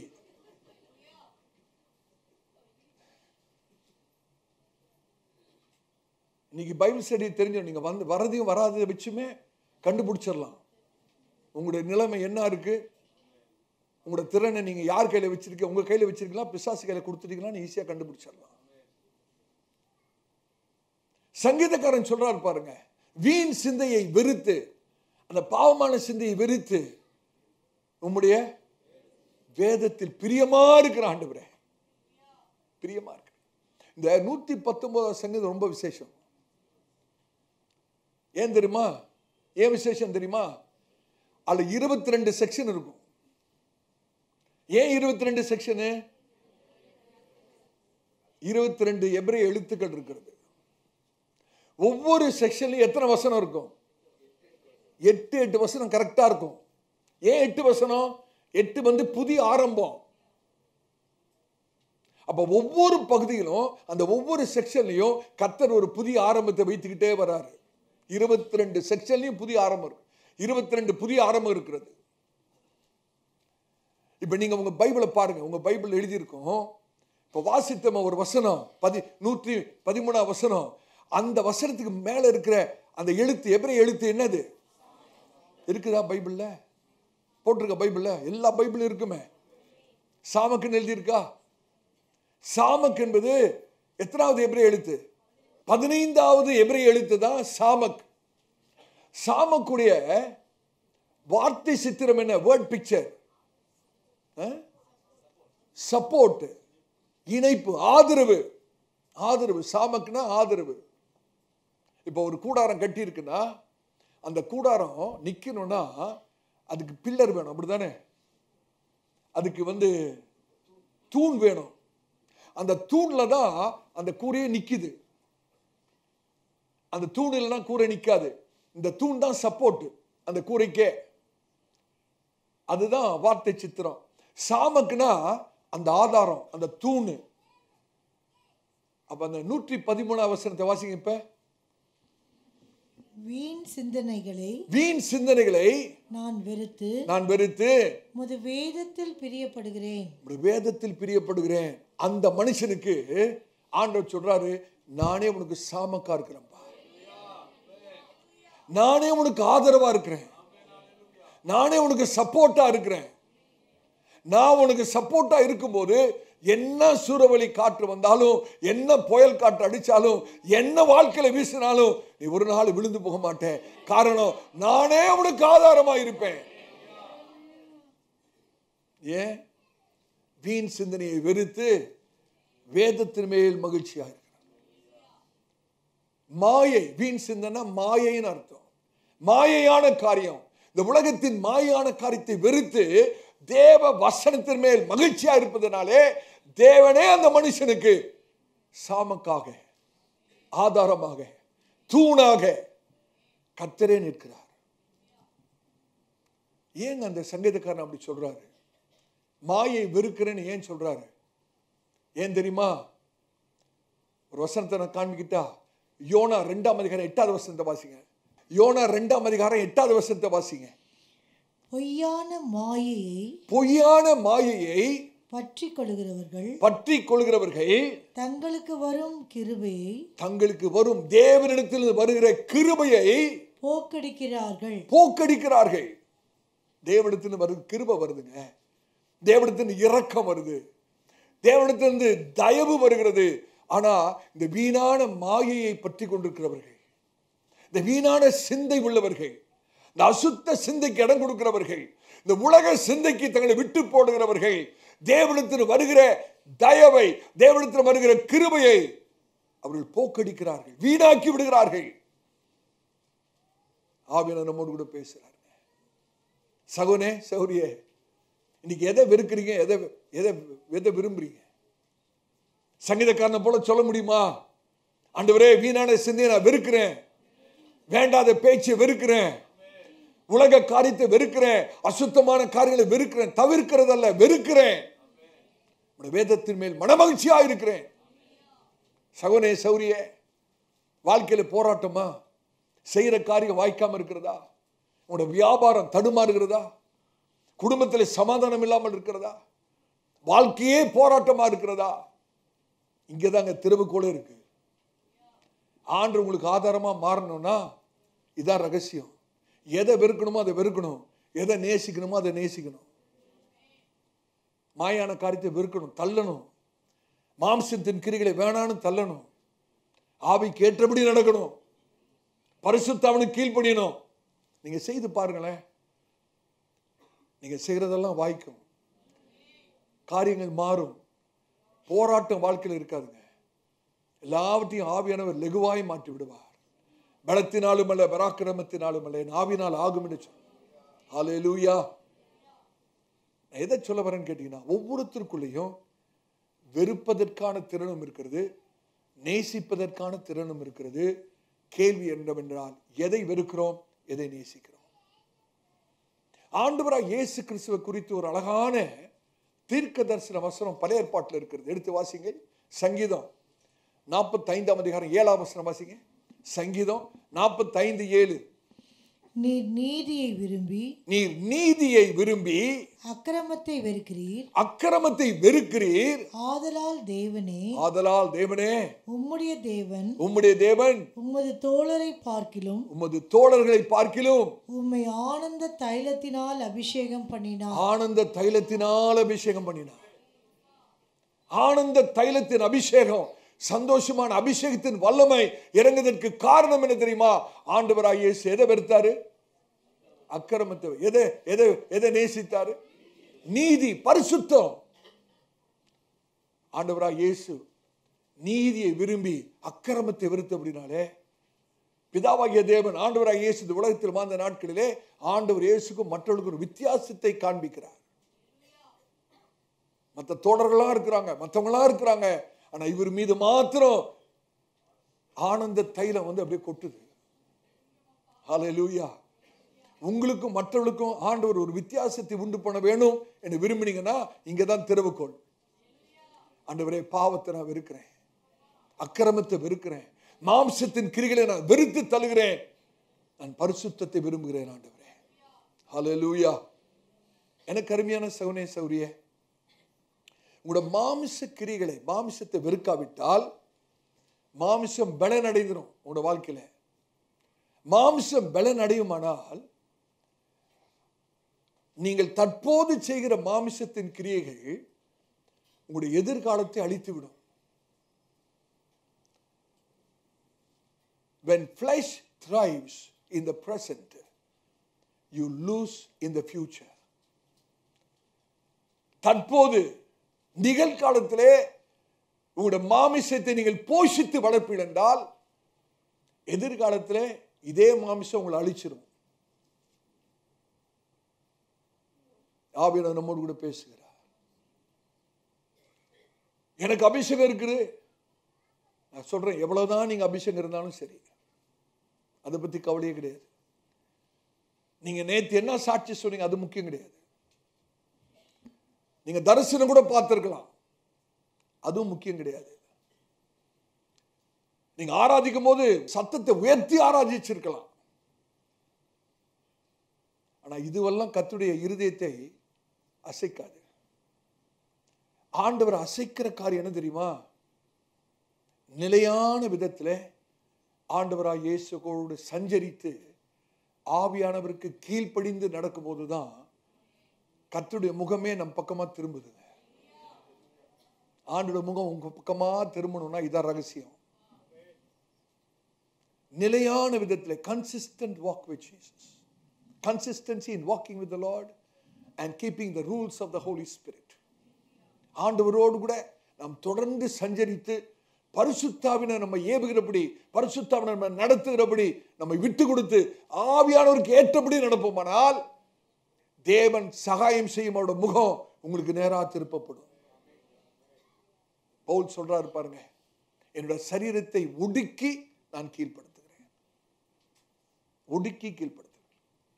இன்னைக்கு காலையில ஆராதனைக்கு வருவதற்கு முன்பாக கர்த்தருடைய சமூகத்தில் காத்திருந்த போது ஆவியானவர் எனக்கு சொன்ன காரியம் என்னன்னா, பவுல் அதை எதை அர்த்தப்படுத்துறா தெரியுமா?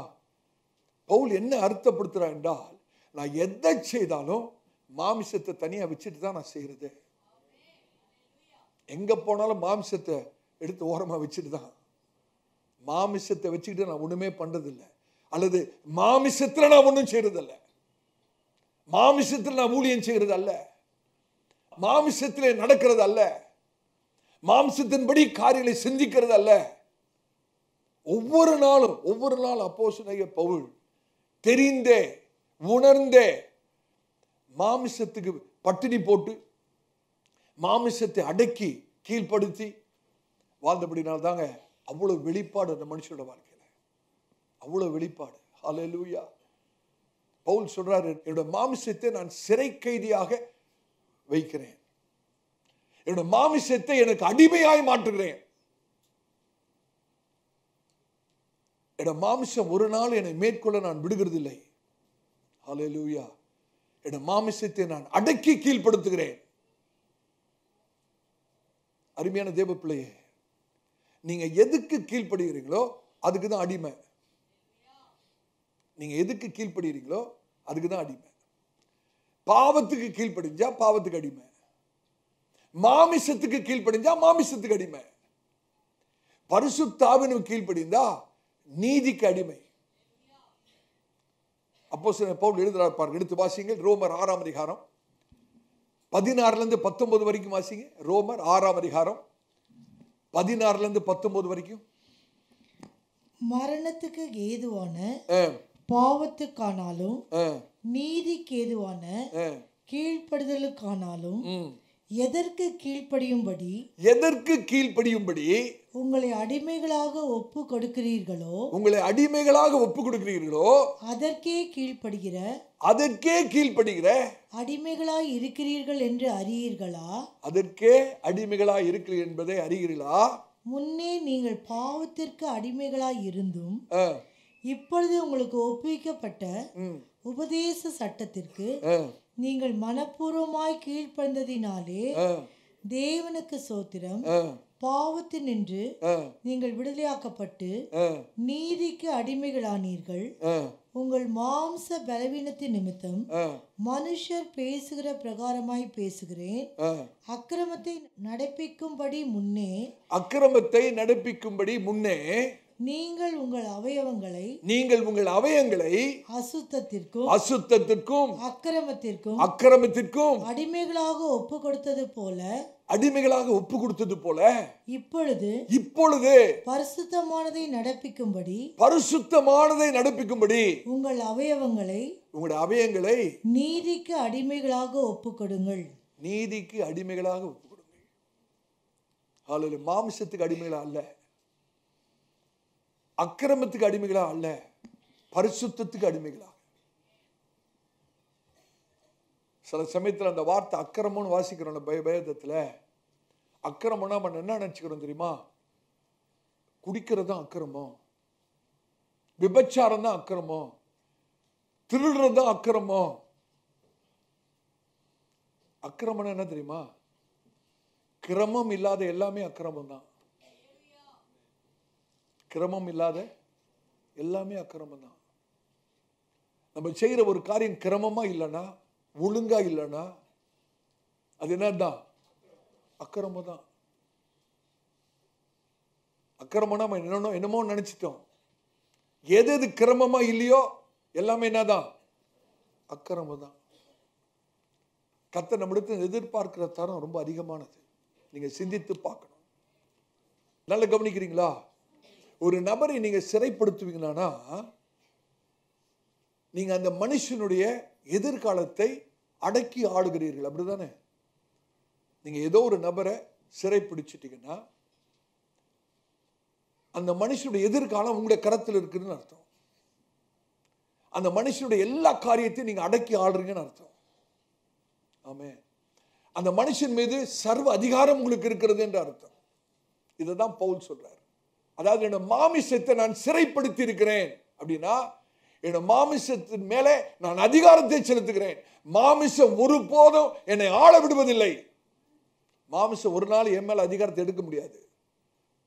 நான் தான் என் மாமிசத்தின் மேல் அதிகாரத்தை எடுத்து அதை அடக்கி ஒடுக்கி கீழ்ப்படுத்தி இருக்கிறேன். என்னை மீறிக்கிட்டு இந்த மாமிசம் ஒன்றும் பண்ண முடியாது. அதை தான் சொல்றாரு. என்னை மீறிட்டு இந்த மாமிசம் ஒண்ணுமே பண்ண முடியாது. அருமையான தேவச்சனமே, நம்ம ஒவ்வொருவரும், நீங்களும் நானும், கிறிஸ்துவின் சரீரமாகிய சபை, வேதத்தை பிரசங்கம் பண்ற எல்லா ஊழியக்காரர்களும், உலகமெங்கும் இருக்கிற எல்லா ஊழியக்காரர்களும் என்னைக்கு இந்த மாமிசத்தை அடக்கி கீழ்ப்படுத்துகிறோமோ அன்னைக்குதான் பரிசுத்தாவியானவராலே நடத்தப்படவே முடியும். இந்த மாமிசத்தை அடக்கி கீழ்ப்படுத்தாத பட்சத்திலே பரிசுத்தாவியானவரால் ஒரு நாளும் நடத்தப்பட முடியாது. அநேகர் ஜெபம் பண்ணுவாங்க, பரிசுத்தாவியானவரே நீங்க என்ன நடத்துங்க. ஜெபம் நல்லா தான் இருக்கும், ஆனா மாம்சத்தின் கிரியைக்கு அப்படியே விட்டு கொடுத்துருப்பாங்க, தங்களை விட்டு போட்டிருப்பாங்க, மாம்சம் சொல்றதெல்லாம் செய்வாங்க. ஆனா ஜெபம் என்னது? பரிசுத்தாவினை நீங்க நடத்தும். பரிசுத்தர் நடத்திடுவாரா? இல்ல இல்ல. பரிசுத்தாவினவரால் நடத்தப்படுவர்களே தேவனுடைய புத்திரர். அப்படின்னா என்ன அர்த்தம்? ஆவியினால் நடத்தப்படுவோமானால் நாம் யாரு? தேவனுடைய புத்திரரா இருக்கிறோம். ஆவியானவர் நடத்தப்படலைன்னா யாரால நடத்தப்படுறோம்னு அர்த்தம்? பிசாசுல நடத்தப்படுறோம்னு அர்த்தம். பிசாசுல நடத்தப்படுறோம்னா யாரோட புத்திரர்? அதுதான். ஒண்ணு ஆவியானவரை நடத்தணும், அல்லது இல்ல நான் யாராலையும் நடத்த சொல்ல முடியாது. பரிசுத்தாவினை நடத்தனா பிசாசு நடத்துறான்னு அர்த்தம். ஆமென். அருமையான சபையாரே, நல்ல கவனிங்க. பரிசுத்தாவினவரை நமக்குள்ளே கொண்டிருக்கிற அனுபவம் வேற, பரிசுத்தாவினை நடத்தப்படுகிற அனுபவம் வேற. இன்னைக்கு நிறைய பேர் அபிஷேகம் பெற்றிருக்கிறாங்க, அந்நிய பாஷை பேசுவாங்க, பரிசுத்தாவின் அவங்களுக்குள்ளதான் இருக்கிறாரு, சந்தேகமே இல்லை. ஆனா பரிசுத்தாவினை நடத்தப்படலை. ஏன் நடத்தப்படல தெரியுமா? ஏன் நடத்தப்படல? மாம்சத்தை அடக்கி கீழ்ப்படுத்தல. நான் சொல்றது விளங்குதா? பரிசுத்தாவினால் நிரப்பப்பட்டவர் எல்லாரும் பரிசுத்தாவினால் நடத்தப்படுகிறவர்கள் அல்ல. நீங்க நிறைய பேர் பரிசுத்தாவினால் நிரப்பப்பட்டிருக்காங்க, அந்நிய பாஷையில பேசுவாங்க, பரிசுத்தாவின் அபிஷேகத்தை பெற்றிருக்கிறாங்க, ஆனா பரிசுத்தாவினால் நடத்தப்படுறது இல்லை. ஏன் தெரியுமா? அவர்கள் தங்களுடைய மாமிசத்தை அடக்கி கீழ்ப்படுத்தாதபடினாலே பரிசுத்தாவினவர் அவர்களை நடத்த முடியவில்லை, நடத்த மாட்டார். தெளிவா விளங்கிங்க. பரிசுத்தாவி நமக்குள்ளே இருக்கிற ஒரு அனுபவம் வேற, பரிசுத்தாவினவரால் நடத்தப்படுகிற அனுபவம் வேற. நீங்க பரிசுத்தாவினவராலே ஒவ்வொரு நாளும் நடத்தப்படும் வேண்டும் என்று விரும்பினால் பிரமாணத்தை விட்டு வெளியே வரணும்.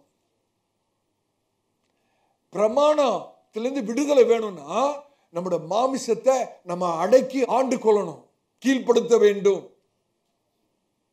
இதை நான் உங்களுக்கு தெளிவுபடுத்துறேன் பாருங்க, லெகுவாச் சிம்பிளா நான் உங்களுக்கு சொல்லித்தரேன். அப்போஸ்தலன் பவுல் சொல்றாரு, என்னுடைய சரீரத்தை மாமிசத்தை நான் கீழ்ப்படுத்தி அடக்கி கீழ்ப்படுத்துகிறேன். அப்படின்னா என்ன அர்த்தம் தெரியுமா? அதை எப்படி பண்றது தெரியுமா? ஒருவேளை நீங்க கேட்கலாம், பாஸ்டர் நீங்க சொல்றீங்க, நானும் அதை செய்ய விரும்புகிறேன், ஆனா அதை எப்படி செய்யறது? எப்படி என்னோட மாம்சத்தை நான் அடக்கி கீழ்ப்படுத்துறது? ஆண்டவர் இயேசு தான் நமக்கு முன்மாதிரி. ஒரு இடத்துல நீங்க வாசிங்கன்னா ஆண்டவர் இயேசு குறித்து சொல்லப்பட்டிருக்கும், அவர் பலத்த சத்தமாக கண்ணீரோடு விண்ணப்பம் பண்ணினார்னு போட்டிருக்கும். பலத்த சத்தத்தோடு, கண்ணீரோடு, அழுகையோடும் கண்ணீரோடும் ஆண்டவர் இயேசு இந்த மாமிசத்தில், அவருடைய மாமிசத்தில் இந்த உலகத்தில் இருந்த நாட்களிலே ஆண்டவராகிய இயேசு அழுது கண்ணீர் வடித்தாராம். யோசிச்சு பாருங்களேன். எருசலேமை நோக்கி கண்ணீர் வடிச்சது வேற, எருசலேமை நோக்கி ஆண்டவர் இயேசு அழுதார்னு போட்டு அது வேற. லாசரு மரித்து போன போது மார்த்தாள் மரியாளோடு கூட இயேசு கண்ணீர் விட்டார்னு போட்டு அது வேற.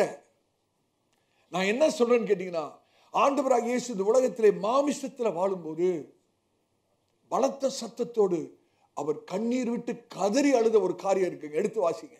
எபிரேயருக்கு நிருபம் 5ஆம் அதிகாரம் 7வது வசனம். எபிரேயருக்கு நிருபம் 5ஆம் அதிகாரம் 7ஆம் வசனத்தை வாசிங்க. அவர் மாம்சத்தில் இருந்த நாட்களில், இதுதான் முக்கியம், அவர் மாமிசத்தில் இருந்த நாட்களில் தம்மை மரணத்தில் நின்று, தன்னை ஆவிக்குரிய மரணத்தில் நின்று, ஆவிக்குரிய மரணம்னா என்னது? பிதாவிடத்திலிருந்து தேவனிடத்திலிருந்து பிரிக்கப்படுகிற அனுபவம். ஆவிக்குரிய மரணத்தில் நின்று ரட்சிக்க வல்லமை உள்ளவரை நோக்கி ரட்சிக்க வல்லவரை நோக்கி பலத்த சத்தத்தோடும் கண்ணீரோடும் விண்ணப்பம் பண்ணி வேண்டுதல் செய்து தமக்கு உண்டான பயபக்தியின் நிமித்தம் கேட்கப்பட்டு அவர் குமாரனாயிருந்தும் பட்ட பாடுகளினாலே கீழ்ப்படுதலை கற்றுக்கொண்டு சகோனே சகோரியே, அப்ப இந்த சரீரத்தை அடக்கி ஆளணும்னா ஆண்டவராக இயேசுவே பலத்த சத்தத்தோடு கண்ணீர் விட்டு கதறி பிதாவிடத்துல ஆண்டவரே எனக்கு உதவி செய்யுங்கன்னு அழுது இருப்பார். ஆனால் நாம் எவ்வளவு கதறி வேண்டும், நம்ம எவ்வளவு அழ வேணும், நம்ம எதுக்கு அழுதுட்டு இருக்கிறோம்? காசுக்கும் சுகத்துக்கும் விடுதலைக்கும் ஆசீர்வாதத்துக்கும் நம்ம அழுதுட்டு உட்கார்ந்துட்டு இருக்கோம், அப்படிதானே? ஆனால் ஆண்டவர் இயேசு எதுக்குங்க பலத்த சத்தத்தோடு அவர் கதறுகிறார்? மாமிசத்தின் வாழ்ந்த நாட்களே மாமிசம் என்னை மேற்கொள்ளக்கூடாது, நான் மாமிசத்தை அடக்கி ஆள வேண்டும் என்று சொல்லி அவர் பிதாவிடத்துல அப்படியாக விண்ணப்பம் பண்ணுகிறார். இதுதாங்க அப்போஸ்தலன் பவுலும் பண்றார். அப்போஸ்தலனாகிய பவுல் உடனே சொன்ன உடனே நமக்கு என்ன வருது? அவர் பெரிய பரிசுத்தவான், வல்லமையாய் பயன்படுத்தப்பட்ட தேவனுடைய மனுஷன், 3ஆம் வானம் வரைக்கும் எடுத்துக்கொள்ளப்பட்ட மனுஷன், தேவனால் தெரிந்து கொள்ளப்பட்ட மனுஷன், அநேக வேதத்தில் நிருபங்களை எழுதின மனுஷன், அநேக சபைகளை நிறுவின ஒரு மனுஷன், தேவனால் அழைக்கப்பட்டு அபிஷேகம் பண்ணப்பட்டு தேவனால் வல்லமையாய் பயன்படுத்தப்பட்ட மனுஷன். உண்மைதான், அந்த மனுஷன் கூட தன்னோட மாமிசத்தோடு கூட போராடி கொண்டே இருக்கிறார். ஒவ்வொரு நாளும் போராட்டம். சொல்றது விளங்குதா? அவ்வளவு வல்லமை உள்ள அபிஷேகம் பெற்ற அந்த ஒரு மனுஷன் ஒவ்வொரு நாளும் மாமிசத்தோடு போராடி கொண்டிருக்கு. அவர் சொல்றாரு, என்னோட மாமிசத்தை நான் ஒடுக்கி அடக்குகிறேன், அடக்கி கீழ்ப்படுத்துகிறேன். அப்படின்னா என்ன அர்த்தம் தெரியுமா? எவ்வளவுதான் உங்களுக்கு அபிஷேகம் இருந்தாலும், எவ்வளவுதான் ஆவிக்குரிய அனுபவங்கள் இருந்தாலும், மாமிசத்தை அடக்கி கீழ்ப்படுத்தலைன்னா ஒரு பிரயோஜனம் இல்லைன்னு அர்த்தம். நம்ம ஆகாதவர்கள போயிடுவோன்னு அர்த்தம். எத்தனை பேருக்கு விளங்குது நான் சொல்றது? ஹல்லேலூயா, கர்த்தருடைய பரிசுத்த நாமத்துக்கு ஸ்தோத்திரம். அப்ப நம்முடைய மாமிசத்தை சிறை கைதியா மாற்றணுமே, எவ்வளவு முக்கியமான ஒரு காரியம் பாருங்க. ஹல்லேலூயா, எவ்வளவு முக்கியமான காரியம். எவ்வளவுதான் அபிஷேகம் இருந்தாலும் இந்த ஒரு காரியத்திலே தவறுவோமானால் நாம் ஆகாதவர்களாய் போய்விடுவோம். அப்போஸ்தலனாகிய பவுலுக்கு இல்லாத அபிஷேகமாக அந்த மனுஷனை மாமிசத்தோடு கூட போராடுகிறார். அப்ப நம்ம எவ்வளவு போராடணும் யோசிச்சு பாருங்களேன். கர்த்தருடைய ஊழியக்காரனா சொல்றேன், இன்றைக்கு உங்களோட மாமிச கிரியைகளை பரிசுத்த ஆவியோடு சேர்ந்து அழிக்க தவறு விடுவோமானால் நாளைக்கு அதே மாமிசத்தின் கிரியை நம்முடைய ஆவிக்குரிய வாழ்க்கையை அழித்து சின்ன பின்னமாக்கிறோம். அதுக்கு பிறகு கவலைப்பட்டு கதறி பிரயோஜனமே இல்லை. தயவு செய்து கவனிங்க, நம்மளோட மாமிசம் தான் நம்மளோட அபிஷேகத்துக்கு பெரிய விரோதிய. அந்த மாமிசம் தான் ஹல்லேலூயா நம்மளோட அபிஷேகத்துக்கு, தேவ பிரசன்னத்துக்கு, ஆவிக்குரிய ஆசீர்வாதங்களுக்கு பெரிய எதிரியாக இருக்கிறதே நம்மளோட மாமிசம் தான். இன்னைக்கு நிறைய கர்த்தருடைய பிள்ளைகள் உணர்றது இல்லை. மாமிச கிரியைக்கு விட்டு கொடுக்கும் போது அவங்க எதை மாற்றிக்கொள்கிறாங்க தெரியுமா? ஒரு கர்த்தருடைய பிள்ளை, ஒரு விசுவாசி, ஏன் ஊழியக்காரர் கூட மாமிச கிரியைகளுக்கு விட்டு கொடுக்கும் போது அவர்கள் எதை மாற்றிக்கொள்கிறார்கள்?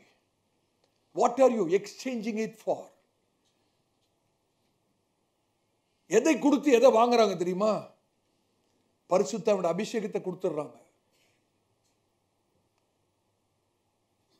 தேவனோடு கூட இருக்கிற உறவை வித்துடுறாங்க. தேவன் மேல் இருக்கிற அன்பை விட்டு விடுகிறார்கள்.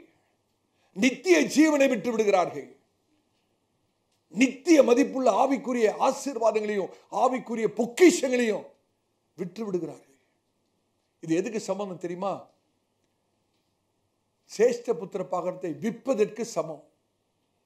சேஷ்ட புத்திர பாகத்தை விற்பதற்கு சமம். ஏசாவோட வாழ்க்கையில் நடந்த காரியம் தான் என்ன? ஏசா மாமிசத்துக்கு ஏற்றபடி நடந்தபடினாலே சேஷ்ட புத்திர பாகம் போயிடுச்சு. ஆவியின்படி நடந்திருந்தா சாப்பாடு கூட வேணாம் எனக்கு, சேஷ்ட புத்திர பாகம் போதும்னு இருந்திருப்பாரா இல்லையா? செத்தாலும் பரவாயில்ல, எனக்கு சேஷபுத்திர பாகம் தான் வேணும், எனக்கு ரட்சிப்பு தான் வேணும், எனக்கு அபிஷேகம் தான் வேணும், தேவ பிரசனம் தான் வேணும்னு இருந்திருப்பார். மாம்சத்தின்படி மாம்சத்துக்கு ஏற்றபடி நடந்தபடினாலே ஏசா சேஷபுத்திர பாகத்தை இழந்து போனார். அந்த மனுஷனை குறித்து வேதம் என்ன சொல்லுது வாசிங்க. எபிரேயர்களின் நிருபம் 12ஆம் அதிகாரம் 16-17 வாசிங்க. எபிரேயர்களின் நிருபம் 12ஆம் அதிகாரம் 16-17 வாசிங்க.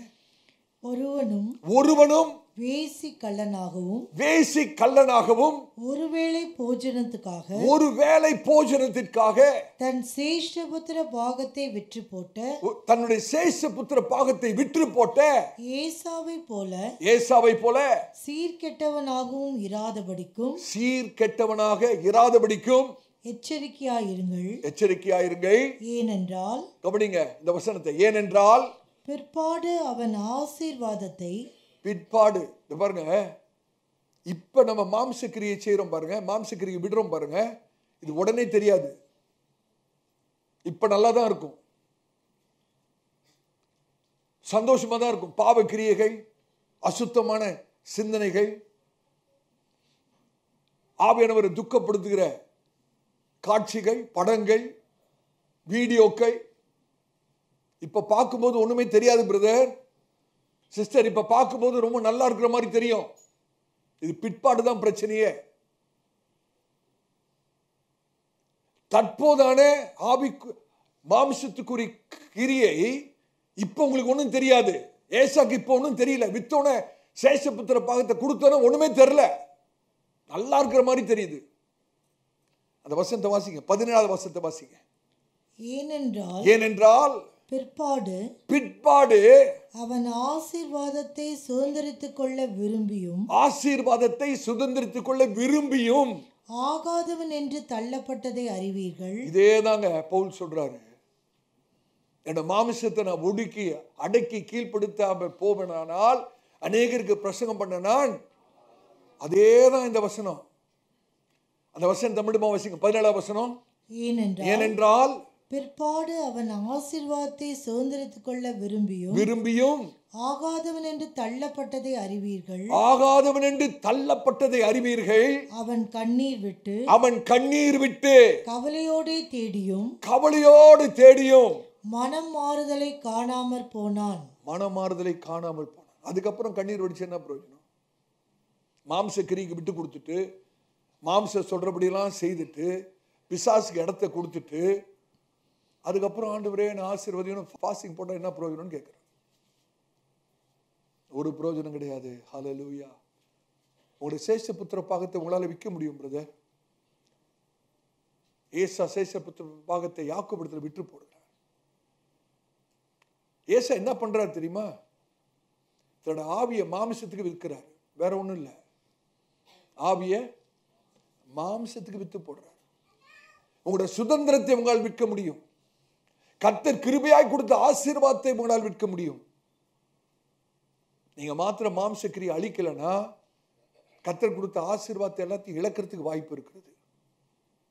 நீங்க தானியேலை யோசிச்சு பாருங்க. அந்த மனுஷன் மாமிசத்துக்கு ஏற்றபடி நடக்க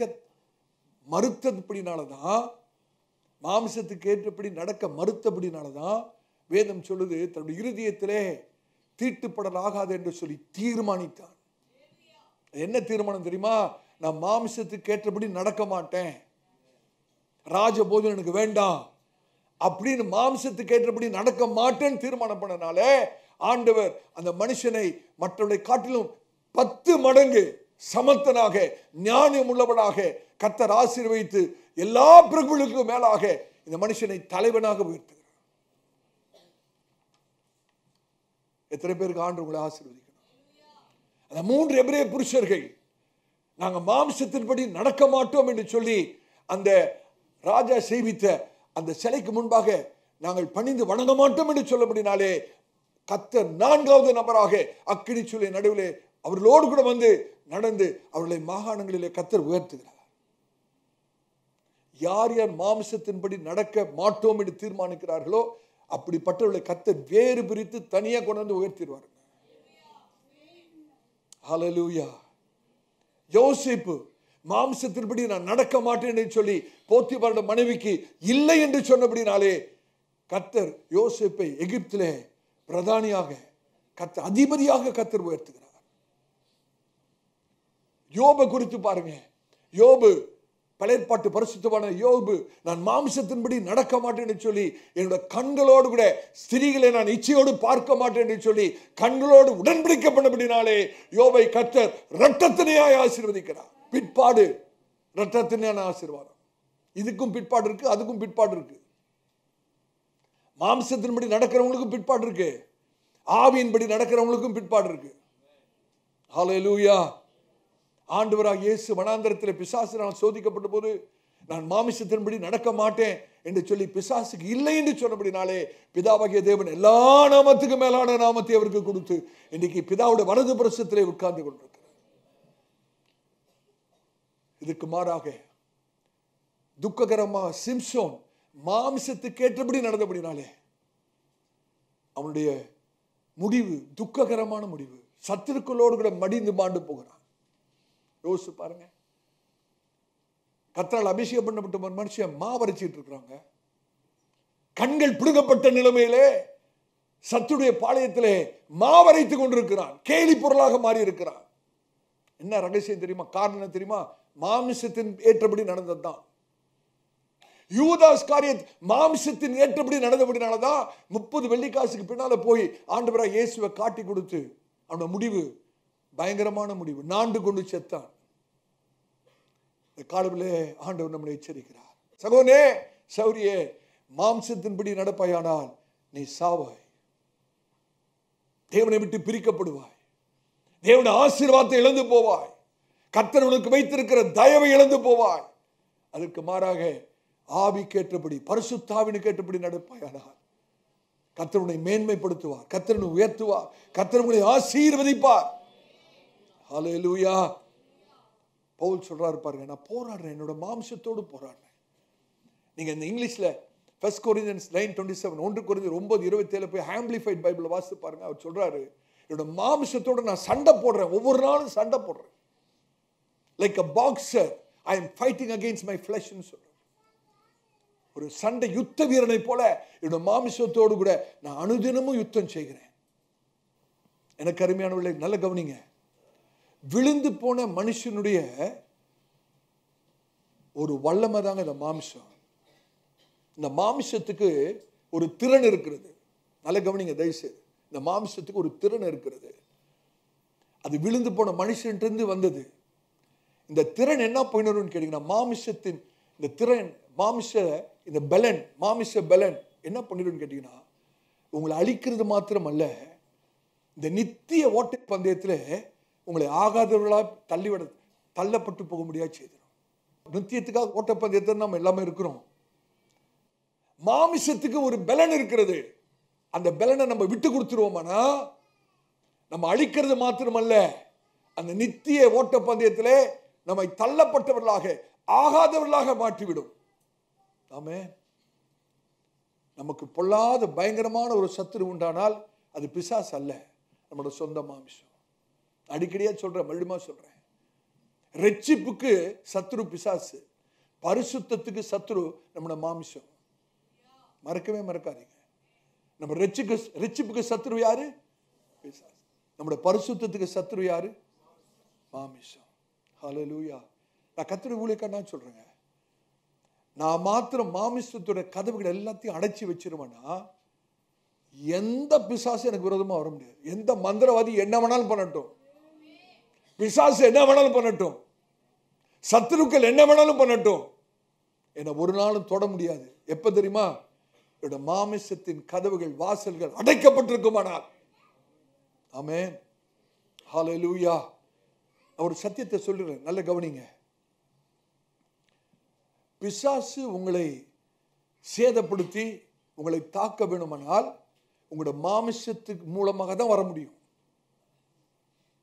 உங்களோட மாமிசத்தின் மூலமாக தான் பிசாசு உங்களை சேதப்படுத்த முடியும், உங்களை அழிக்க முடியும்.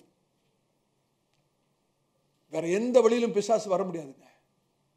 பிசாசு உங்களை தாக்குறதுக்கு அவன் என்ன செய்வான்னு கேட்டீங்கன்னா, உங்களோட மாம்சத்தை தூண்டி விடுவான். உங்களோட மாம்சத்தை தூண்டி விடுவான். இதை செய், அதை செய், இதை பார், அதை பார், இங்க போ, அங்க போன்னு சொல்லி நீங்க மாத்திரம் மாம்சத்தோட கதவை எப்போதும் அடைச்சே வைத்திருப்பீர்கள் என்றால் பிசாசு உங்களோட வாழ்க்கையில ஒன்றுமே செய்ய முடியாது, செயலற்றவனாய் போயிடும். ஆண்டவர் சீஷர்கிட்ட சொன்னாரே, இந்த உலகத்தின் அதிபதி இடத்துல வருகிறான், ஆனால் அவனுக்கு என்னிடத்திலே ஒன்றுமே இல்லை, ஒன்றுமே இல்லை. எத்தனை பேர் சொல்ல முடியும்?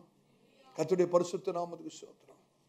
நான் கர்த்தருடைய ஊழியக்காரனா சொல்றேன், எந்த சத்துடைய வல்லமையா இருந்தாலும் சரி, நரகத்தின் வல்லமையா இருந்தாலும் சரி, எந்த பில்லி சூனிய காரியங்களா இருந்தாலும் சரி, எதுவாக இருந்தாலும் சரி, நான் என்னுடைய மாமிசத்தின் கதவை திறந்து தராத பட்சத்தில் ஒன்றும் என்னை சேதப்படுத்த முடியாது, ஒன்றும் உங்களையும் சேதப்படுத்த முடியாது. ஹல்லேலூயா. பிற்பாடு எதிர்கால தோல்வி எங்க இருக்குன்னு கேட்டீங்கன்னா, நிகழ்கால மாமிசத்தின் கிரியையில தான் இருக்கு. எதிர்கால தோல்வி எங்க இருக்கிறது? நிகழ்கால மாம்சத்தின் கிரியைகளில தான் இருக்கிறது. இப்பயே சொல்லிடலாங்க, இன்னைக்கே சொல்லிடலாம் உங்களுடைய எதிர்காலம் எப்படி இருக்கணும். உங்களுடைய எதிர்காலம் மகிமையா இருக்குமா அல்லது மங்கி போயிருக்குமா? உங்களுடைய எதிர்காலம் ஆசீர்வாதமா இருக்குமா அல்லது வேதனையில் இருக்குமான்னு இப்பயே சொல்லிடலாம். எப்படி தெரியுமா? உங்களுடைய கிரியைகளை பார்த்தா போதும். உங்களுடைய மாமிச கிரியைகள் எப்படி இருக்குன்னு பார்த்தா போதும். உங்களுடைய மாமிச கிரியைகளுக்கு இன்றைக்கு நீங்க இடம் கொடுப்பீங்களான்னா உங்களுடைய எதிர்காலம் மங்கி போய்விடும். ஆனா நீங்க ஆவிக்கேற்றபடி இன்னைக்கு நடப்பீங்களான்னா உங்களுடைய பிற்பாடு பிரகாசமா இருக்கும், மகிமையா இருக்குங்க. ஹல்லேலூயா. கர்த்தருடைய பரிசுத்த நாமத்துக்கு மகிமை உண்டாவதாக. இன்னைக்கு பிசாசோட நோக்கமே நம்முடைய வீழ்ச்சியை பார்ப்பதுதான். நம்முடைய வீழ்ச்சி தான் அவனுடைய பிரயாசம், முயற்சி எல்லாம் நம்மளை வீழ்த்துறது தான். ஆனால் நம்மளை வீழ்த்தணும்னா ஒரே வழி தான் அவனுக்கு இருக்கு. என்ன தெரியுமா? நம்முடைய மாமிசத்தின் மூலமாக தான் கிரியை செய்ய முடியும். நம்முடைய மாமிசத்தை சிறைப்படுத்திட்டோம்னா பிசாசால நமக்கு விரோதமாக ஒண்ணுமே பண்ண முடியாது. அதனால என்ன சொல்ல வரேன்னா, நம்ம இன்னைக்கு பிசாசை குறித்து எச்சரிக்கையா இருக்க வேண்டிய அவசியமே இல்லை. மாமிசத்தை குறித்து எச்சரிக்கையா இருந்தா போதும். நீங்க நிறைய விசுவாசிக்க பிசாசு குறித்து பயப்படுறான், பிசாசுக்கு விரோதமா போராடுறான். நான் சொல்றேன், ஊழியக்காரனா சொல்றேன், நீங்க ரட்சிக்கப்பட்டவர்களா இருந்தால் பிசாசுக்கு விரோதமா போராட வேண்டிய அவசியமே இல்லை. மாமிசத்துக்கு விரோதமா போராடினா போதும், பிசாசு தூரே நிற்பான். ஹல்லேலூயா. கர்த்தருடைய பரிசுத்த நாமத்துக்கு மகிமை உண்டாவதாக. ஆமென். உங்களுடைய ஆவிக்குரிய வாழ்க்கையை சீரழிக்க அசுத்தமான காரியங்களை கொண்டு வந்து உங்களை அழிப்பதற்கு ஒரு மனுஷனால தாங்க முடியும். உங்களுடைய ஆவிக்குரிய வாழ்க்கையை ஒன்றும் இல்லாமல் ஆக்குவதற்கு ஒரே ஒரு மனுஷனால தான் முடியும். பரிசுத்தாவினவர் அல்ல, தேவன் அல்ல, உங்களுடைய பாஸ்டர் அல்ல, பிரசங்கிமார்கள் அல்ல, அது நீங்க தான். உங்களுடைய வாழ்க்கையை அழிக்கணும்னா அது உங்க கையில தான் இருக்கு. நீங்க மாம்சத்தின் கிரியை விட்டு கொடுத்தா போதும். ஹல்லேலூயா. நீங்க கர்த்தருடைய ஆவியானவர் நம்மோடு கூட பேசுகிறேன். நான் ஒரு சத்தியத்தை சொல்லிக் கொடுக்குறேன், தயவுசெய்து இதை நல்ல மனசுல ஏத்திங்க. தவறா நம்ம சத்தியத்தை விளங்கிட்டு இருக்கிறோம், அதான் பிரச்சனையே. நம்ம என்ன நினைக்கிறோம்னா, பரிசுத்தாவினோட மாமிசத்தை ஜெயிக்கிறதுக்கு பரிசுத்தாவின் எல்லாம் பண்ணிடுவாரு. என்னோட மாமிசத்தை ஜெயிக்கிறதுக்கு பரிசுத்தாவின் எல்லாம் பண்ணிடுவாரு அப்படின்னு நினைக்கிறது தவறு. பரிசுத்தாவினர் உண்மைதான், நமக்கு ஒத்தாசை செய்கிறவர் தான், நமக்கு உதவி செய்கிறவர் தான். ஆனால் நம்முடைய பரிசுத்தம்னு வரும்போது ஒரு அளவுக்கு தான் பரிசுத்தவன் உதவி செய்வார். நாம் நமக்கே உதவி செய்யும்படியாக பரிசுத்தவன் நமக்கு உதவி செய்வார். இதுதான் சத்தியம். நாம் நமக்கு உதவி செய்யும்படியாக பரிசுத்தவன் நமக்கு உதவி செய்வார். எந்த அளவுக்கு பரிசுத்தவன் உதவி செய்வார்? நம்முடைய மாமிசத்தை மேற்கொள்ள பரிசுத்தவனை எந்த அளவுக்கு உதவி செய்வார் தெரியுமா? கேக்குறீங்களா? எந்த அளவுக்கு உதவி செய்வார்னா, பரிசுத்தாவியனவர் ப்ராம்ப்ட் பண்ணுவார். எப்படி சொல்றது? உணர்த்துவார். பரிசுத்தாவியனவர் நீங்க ஒரு தவறு செய்றீங்கன்னா பரிசுத்தாவியனர் உங்களை உணர்த்துவார், கடிந்து உணர்த்துவார். மகனே அதை செய்யாதப்பா, மகளே அதை செய்யாத, என் மகனே இந்த வார்த்தையை பயன்படுத்தாத, இதை பேசாத அப்படின்னு சொல்லி நீங்க ஒரு தவறு செய்யும் போது பரிசுத்த ஆவியை உணர்த்துறது நல்லாவே தெரியும். பரிசுத்தனை சொல்ல அந்த காரியத்தை செய்யாத, நீ அங்க போகாத, இதை பார்க்காத, இந்த புஸ்தகத்தை வாசிக்காத, இந்த வீடியோவை பார்க்காத, இந்த பிரயாணத்தை நீ மேற்கொள்ளாத, இந்த போன் காலை எடுக்காத, இந்த நம்பர்ல இருந்து கால் வந்தா பிளாக் பண்ணிரு, இந்த வாட்ஸ்அப் மெசேஜ் ஓபனே பண்ணாத. எத்தனை தடவை சொல்லியிருக்காருங்க பரிசுத்தர். இதை தாங்க பரிசுத்தர் செய்வாரு, இந்த உதவிதான் செய்வாரு. நான் உதாரணத்துக்கு சொல்றேன் பாருங்க. இது எனக்கு ரொம்ப பிடிச்சிருக்கு, ஆனா எந்த இல்லை, இன்னொருத்தருக்கு இது எனக்கு வேணும், நான் இதை கை நீட்டி எடுக்க போனேன்னா பரிசுத்தர் சொல்லுவாரு, களவாடாதே, இது ஒண்ணுது இல்லை. அதை தாங்க சொல்லுவாரு பரிசுத்தாவினை. தீர்மானிக்கிறது நான் தான் தீர்மானிக்கணும். பரிசுத்தாவின் என் கையை பிடிச்சாலும் இழுக்க மாட்டார். பரிசுத்தாவினை கட்டாயப்படுத்தி ஒரு காரியத்தை செய்ய வைக்க மாட்டார். ஏன் தெரியுமா? தேவனே நமக்கு கொடுத்திருக்கிற சுய சித்தத்திலே பரிசுத்தாவினை தலையிடவே மாட்டார். நம்முடைய சுய சித்தம்னு ஒண்ணு இருக்கு, செல்ஃப் வில். நம்முடைய சாய்ஸ்ல பரிசுத்தாவினை இன்டர்ஃபியர் பண்ண மாட்டாருங்க. கட்டாயப்படுத்தி ஒண்ணு செய்ய வைக்க மாட்டார். ஆனா நம்மளை உணர்த்துவார், இது தவறு, இங்க போகாத, இதை பார்க்காத, இதை செய்யாத, இதை கேட்காத அப்படின்னு சொல்லி உணர்த்துவார். அந்த உதவிதான் செய்வார். அந்த உதவி நமக்கு சகாயம் வரும்போது நான் பரிசுத்தாவினருக்கு ஏற்றபடி நடந்து அவருடைய அந்த வழி நடத்துதலை, அந்த இன்ஸ்ட்ரக்ஷன், அந்த அறிவுரை, பரிசுத்தாவினர் கொடுக்கிற அறிவுரையை நான் கேட்டு நடந்தால் நான் பிழைப்பேன். ஆனா பரிசுத்தாவினர் சொல்றது வேணான்னு ஒதுக்கிட்டு மாமிசத்திற்கு ஏற்றபடி நடந்தால் தேவனை விட்டு நான் பிரிக்கப்படுவேன். எத்தனை பேருக்கு விளங்குது? It is within the power of your choice. பரிசுத்தாவினர் ஒரு காரியத்தை உணர்த்தும் போது உங்களுடைய தெரிந்து கொள்கிறது தான். நீங்க ஆண்டவராகிய இயேசுவை நேசித்து நான் கீழ்ப்படிய விரும்புகிறேன் என்று சொல்லி பரிசுத்தாவினுடைய உணர்த்துதலுக்கு நீங்கள் கீழ்ப்படிவில் என்றால் நீங்கள் ஆசீர்வதிக்கப்படுவீர்கள். It is within the power of your love for Christ to obey the instruction of the Holy Spirit. பரிசுத்தாவின் உணர்த்துதலுக்கு கீழ்ப்படிய நீங்கள் உங்களை ஒப்பு கொடுத்து, ஆண்டவரே நான் உம்மை நேசிக்கிறபடினாலே நான் பரிசுத்தாவினை சொல்லுகிற காரியத்துக்கு நான் கீழ்ப்படுகிறேன் என்று சொல்லி நீங்கள் அவர் சொல்றபடி செய்தீங்கன்னா உங்களோட வாழ்க்கை ஆசீர்வாதமா இருக்கும். ஹல்லேலூயா. ஒரு காரியத்தை சொல்லணும், தயவுசெய்து முக்கியமான காரியம். இந்த முழு செய்தி நீங்க மறந்துட்டா கூட இதை மறக்க கூடாது. கேட்கிறீங்களா? நீங்க பரிசுத்தாவினுடைய அந்த உணர்த்துதலுக்கு நீங்கள் கீழ்ப்படிய உங்களுடைய மாமிசத்தின் கிரியையை எதிர்த்து நின்று, நல்ல கவனிங்க, உங்களுடைய மாமிசத்தின் கிரியையை எதிர்த்து பரிசுத்தாவினை உணர்த்துதலுக்கு நீங்க கீழ்ப்படியும் போது பிதா மகிமைப்படுகிறார். பிதா மகிமைப்படுகிறார்.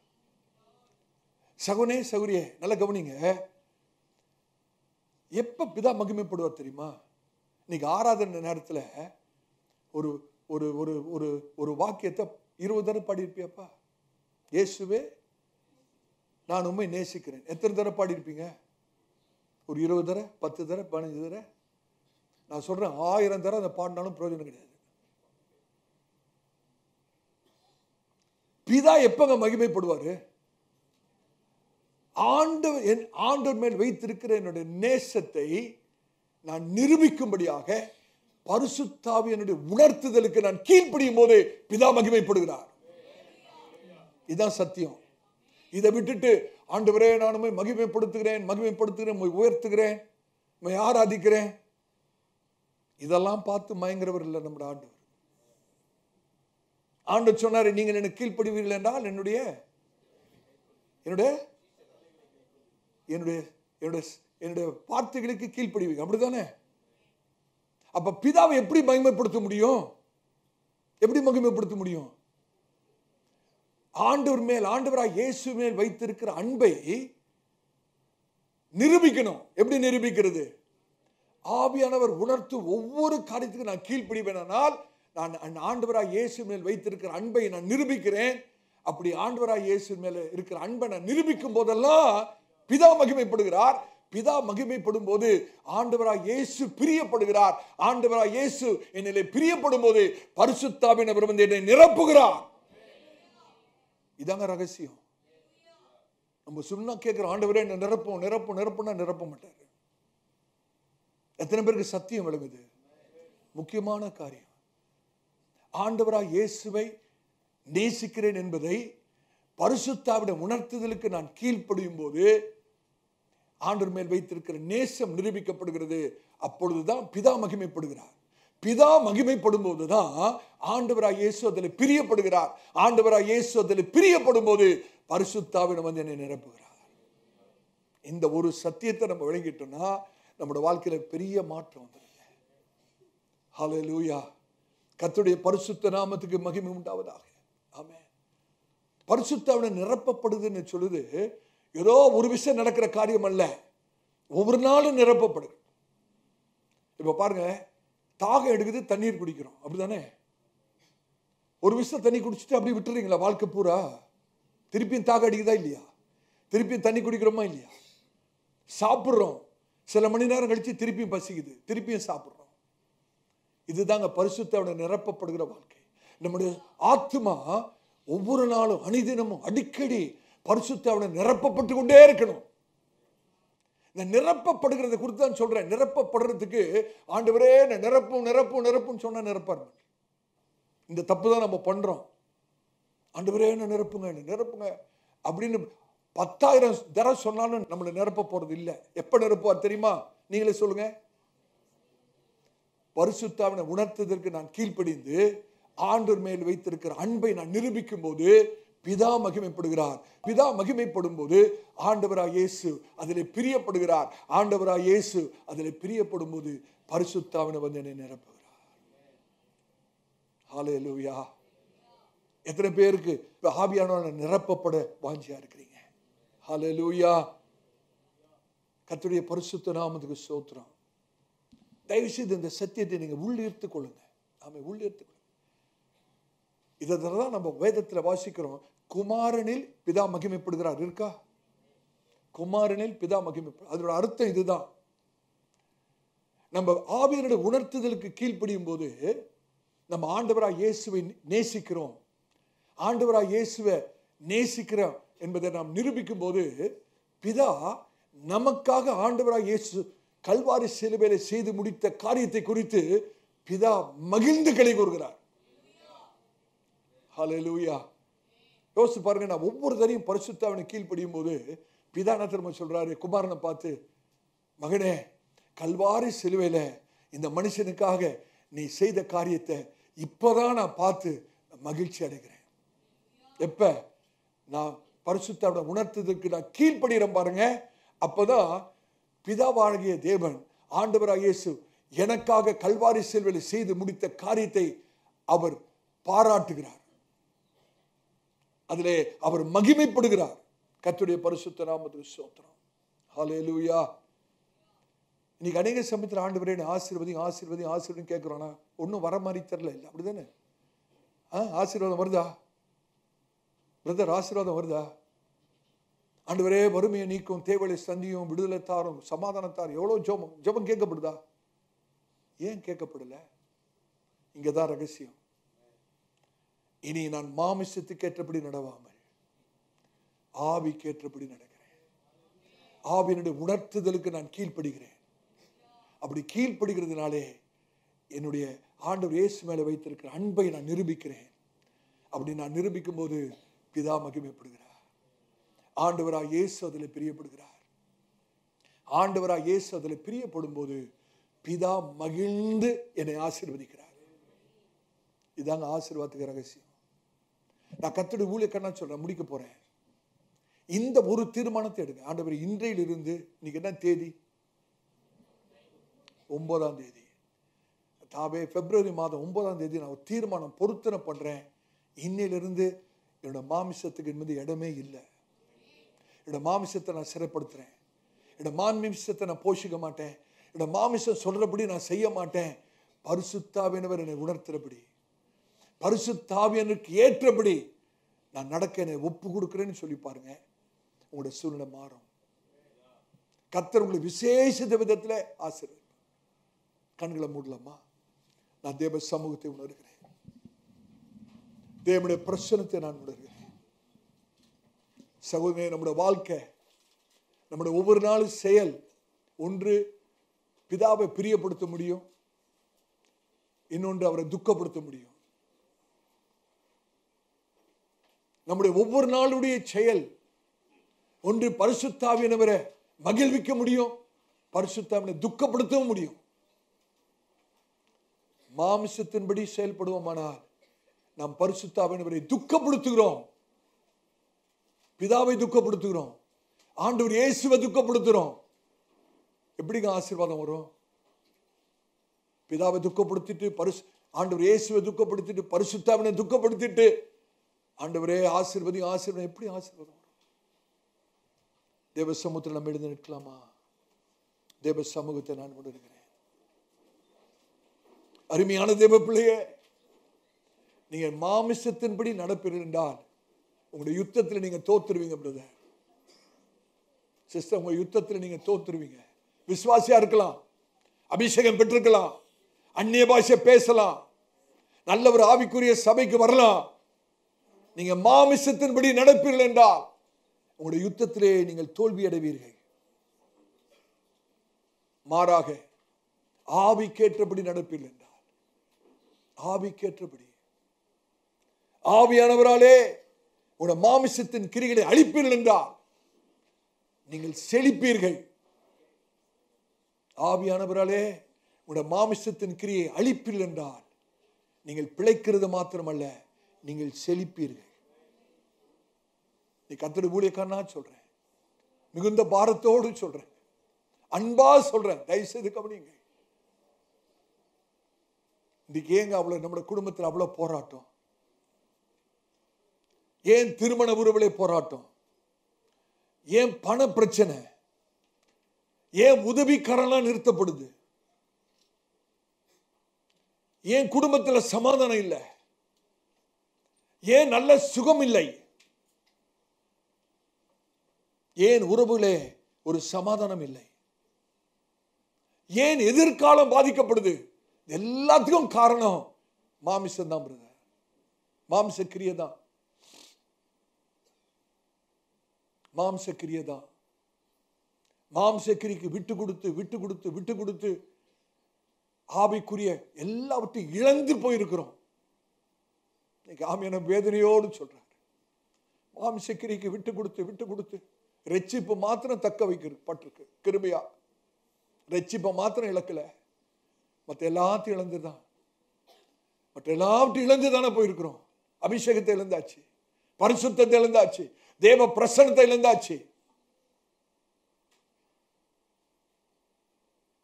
இந்த நாளிலிருந்து இது தொடரக்கூடாது.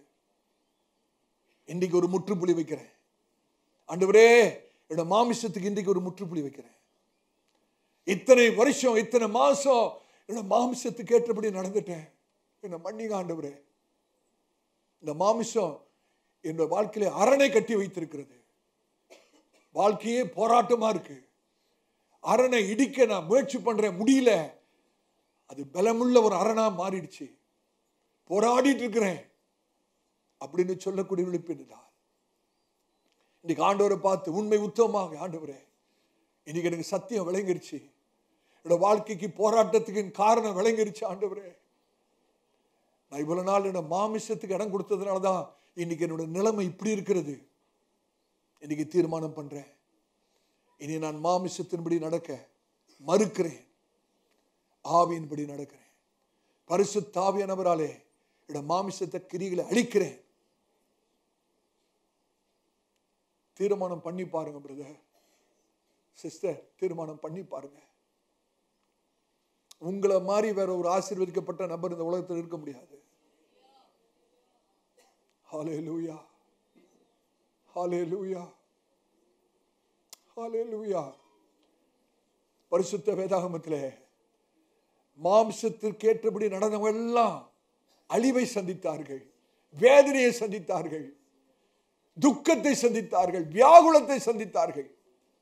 அதற்கு மாறாக ஆவிக்கேற்றபடி நடந்தவங்க எல்லாம் கர்த்தரால் உயர்த்தப்பட்டார்கள், ஆசீர்வதிக்கப்பட்டார்கள், மேன்மைப்படுத்தப்பட்டார்கள். நீங்க கர்த்தருடைய தயவு உங்களுக்கு வேணும்னா, கர்த்தர் உங்களை ஆசீர்வதிக்கணும்னா, கர்த்தர் உங்களை சூழ்நிலை மாற்றணும்னா உங்க கையில தான் இருக்கு பிரதர், சிஸ்டர். அது உங்க கையில தான் இருக்கு. ஆண்டவரே, மாம்சத்துக்கு ஏற்றபடி நடந்தது போதும்பா. மாம்சத்துக்கு ஏற்றபடி நடந்து நடந்து நடந்து மாம்சம் சொன்னதெல்லாம் செய்து செய்து எல்லாத்தையும் இழந்து நிற்கிறேன் ஆண்டவரே, எல்லாத்தையும் இழந்து நிற்கிறேன். இனிமேலும் இழக்க தயாரா இல்லப்பா. இழந்ததெல்லாம் போதும், இனி இழக்க ஆயத்தமா இல்லை. இன்றைக்கு ஒரு தீர்மானம், பொறுத்தனை பண்ணுகிறேன்.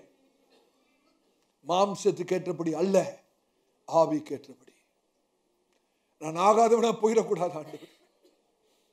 இத்தனை வருஷம் ஓடிட்டு ஆகாதவனா போயிடக்கூடாது, ஆகாதவனா போயிடக்கூடாது, தள்ளப்பட்டவனா போயிடக்கூடாது. என்ன மன்னிங்க ஆண்டவரே. ஆவியானவரை துக்கப்படுத்திட்டேன், என்ன மன்னிங்க. பரிசுத்தாவினை துக்கப்படுத்திட்டேன், பிதாவை துக்கப்படுத்திட்டேன். பிதாவை மகிமைப்படுத்துறதுக்கு பதிலா அவமானப்படுத்திட்டேன். எத்தனையோ விஷயம் ஆவியானவர் சொன்னாரே பிரதர், எத்தனையோ விஷயம் ஆவியானவர் உணர்த்தினாரே. அதெல்லாம் தள்ளி போட்டுட்டு மாம்சத்தின்படி நடந்தோமே, நீங்க எல்லாவற்றையும் இழந்திருக்கிறோமே. கர்த்தர் சொல்றார், என் மகனே, என் மகளே, இன்றைக்கு ஆவியின்படி நடக்க தீர்மானிப்பில் என்றார். நீங்கள் இழந்து போன எல்லாவற்றையும் நான் உங்களுக்கு திரும்பி தருவேன் என்று கர்த்தர் சொல்றார். ஆவியின்படி நடக்க தீர்மானிப்பில் என்றார். இத்தனை வருஷம் ரட்சிக்கப்பட்டு உங்களுடைய வாழ்க்கையிலே இத்தனை வருஷம் இழந்த எல்லாவற்றையும் திரும்பி தருவேன். உங்களுடைய குடும்பத்தை நான் திரும்பி தருவேன், உங்களுடைய பிள்ளைகளை நான் திரும்பி தருவேன், உடைந்து போன உறவை நான் திரும்பி தருவேன், இழந்து போன அபிஷேகத்தை திரும்ப தருவேன், இழந்து போன பரிசுத்தத்தை திரும்ப தருவேன், இழந்து போன பிரசனத்தை திரும்ப தருவேன், இழந்து போன ஆவியின் அபிஷேகத்தின் வல்லமை நான் திரும்ப தருவேன். Thank you Holy Spirit. Thank you Lord. ஒப்பு கொடுங்க சகோதரனே, சரி ஒப்பு கொடுங்க, தயவுசெய்து ஒப்பு கொடுங்க, மௌனமா இருக்காதீங்க. அன்னைக்கு ஆண்டவராய் இயேசு உரத்த சத்தமாய் ஹல்லேலூயா கதறி அழுகிறார் பாருங்க, கதறி அழுகிறார். ஹல்லேலூயா, ஹல்லேலூயா. சகோதரனே, சகோதரியே, ஆவியானவர் உங்களை உணர்த்துவாரானா? கர்த்தர் உங்களோடு கூட பேசி இருப்பாரானா? மௌனமா இருக்க வேண்டாம்.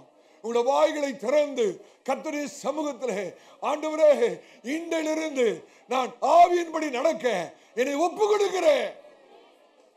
இனிமேலும் மாம்சத்துக்கு ஏற்ற அப்படி அல்ல.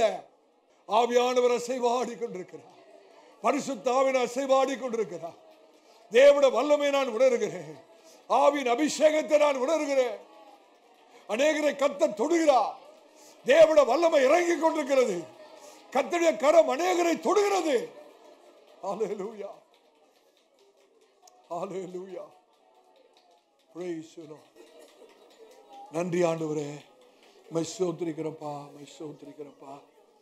ஆவியானவரே, கிருபையா இறங்குங்க. இந்த ஒரு விஷயங்களை அபிஷேகப்பா, உடைய வல்லமைகள் மேல் ஊற்றுங்க, உடைய அக்கினியை ஊற்றுங்க, உடைய அபிஷேகத்தின் வல்லமையை ஊற்றுங்க. எங்களை மறுபடியும் நிரப்புங்க, நிரப்புங்க ஆண்டவரே, என்னை நிரப்புங்க ஆண்டவரே, என்னை நிரப்புங்க ஆண்டவரே, நிரப்புங்க ஆண்டவரே.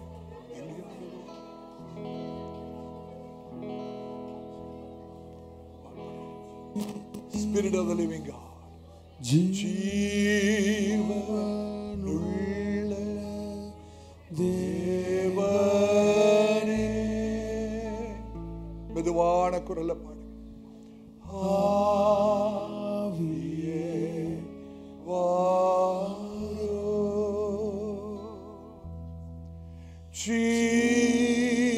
ஜீவனுள்ள தேவனே,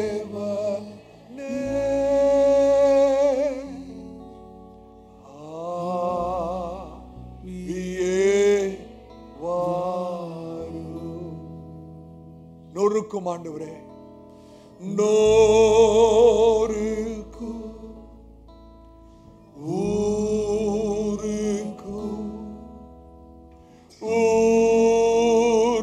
ஊருவாக்கி நீரப்பு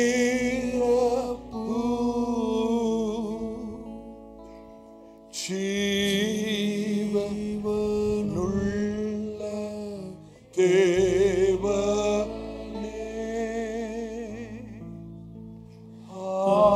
ஆவியே வாரும். நொறுக்கும் ஆண்டவரே, நொறுக்கும் ஊருக்கும் ஊருவாக்கி நீரப்பு. அருமையான சௌனே சௌரியே, இந்த பாடலை இன்னைக்கு பாடினீங்களே, எத்தனை பேர் அறிந்து பாடினீங்கன்னு எனக்கு தெரியல. இந்த ஒரு சின்ன பல்லவியை இன்னைக்கு நான் காலையில 4 மணிக்கு கர்த்தருடைய சமூகத்தில் பாடின போது தேவனுடைய ஒரு அபிஷேகம் இனிமேல் வந்து இறங்கினது. அது மாத்திரமல்ல, இந்த சின்ன பல்லவியுடைய ஆழமான அர்த்தத்தை ஆவியானவர் எனக்கு வெளிப்படுத்தினார்.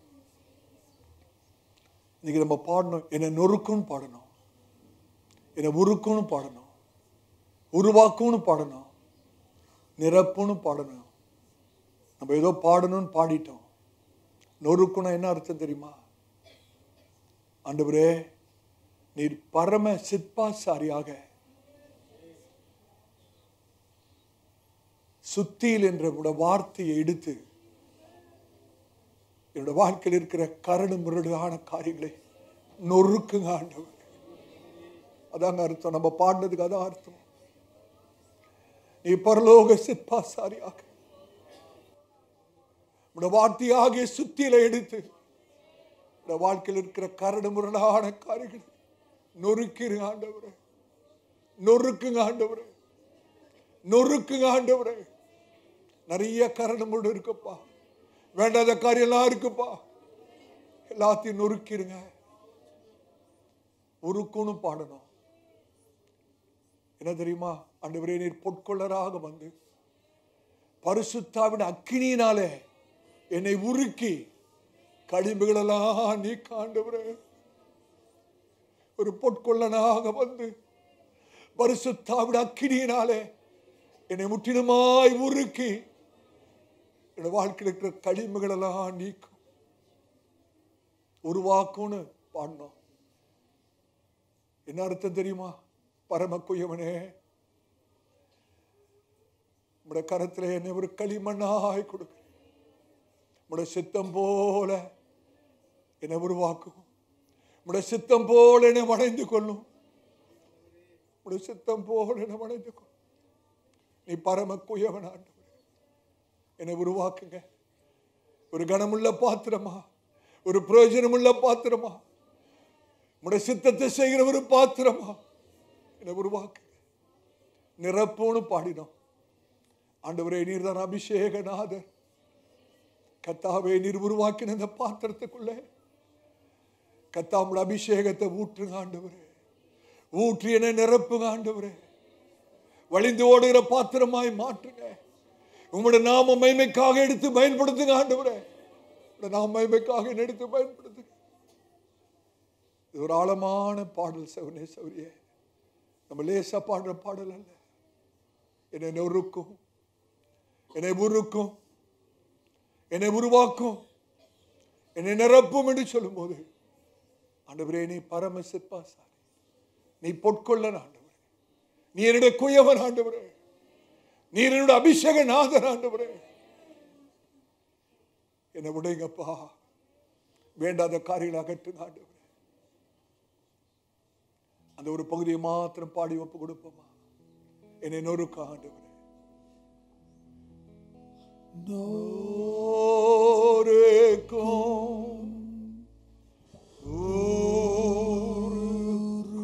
உருக்கும் உருவாக்கி நீரப்பு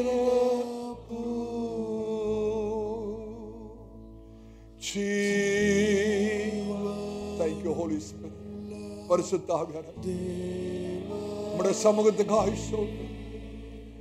உம்முடைய அசைவாடுகிற உம்முடைய பிரசன்னத்துக்காய் ஸ்தோத்திரம். நீர் அசைவாடி கொண்டிருக்கிறீர் ஆண்டவரே. நம்ம எல்லாரும் வாய்களை திறந்த ஆண்டுக்கு நன்றி சொல்லாமா? கல்வாரி சிலுவிலே கர்த்தர் நமக்காய் செய்து முடித்து அந்த கிரிகளை எண்ணினவர்களாக அவருடைய சரீரம் பிற்கப்பட்டதே, அவருடைய பரிசுத்த ரத்தம் நம்முடைய மீட்புக்காய் சிந்தப்பட்டதே, அதை நினைத்து ஆண்டுக்கு நன்றி சொல்லும்படி வாய்களை திறந்து எல்லாரும் ஆண்டுக்கு நன்றி சொல்லுவோம். நன்றி ஆண்டவரே, மை சோத்திரிக்கிறோம், மை சோத்திரிக்கிறோம். எங்கள் அதிகமாக நேசிக்கிற அன்பின் பிதாவே, ஆசீர்வதிக்கப்பட்ட இந்த காலை ஆராதனைக்காக நன்றி செலுத்துகிறோம்.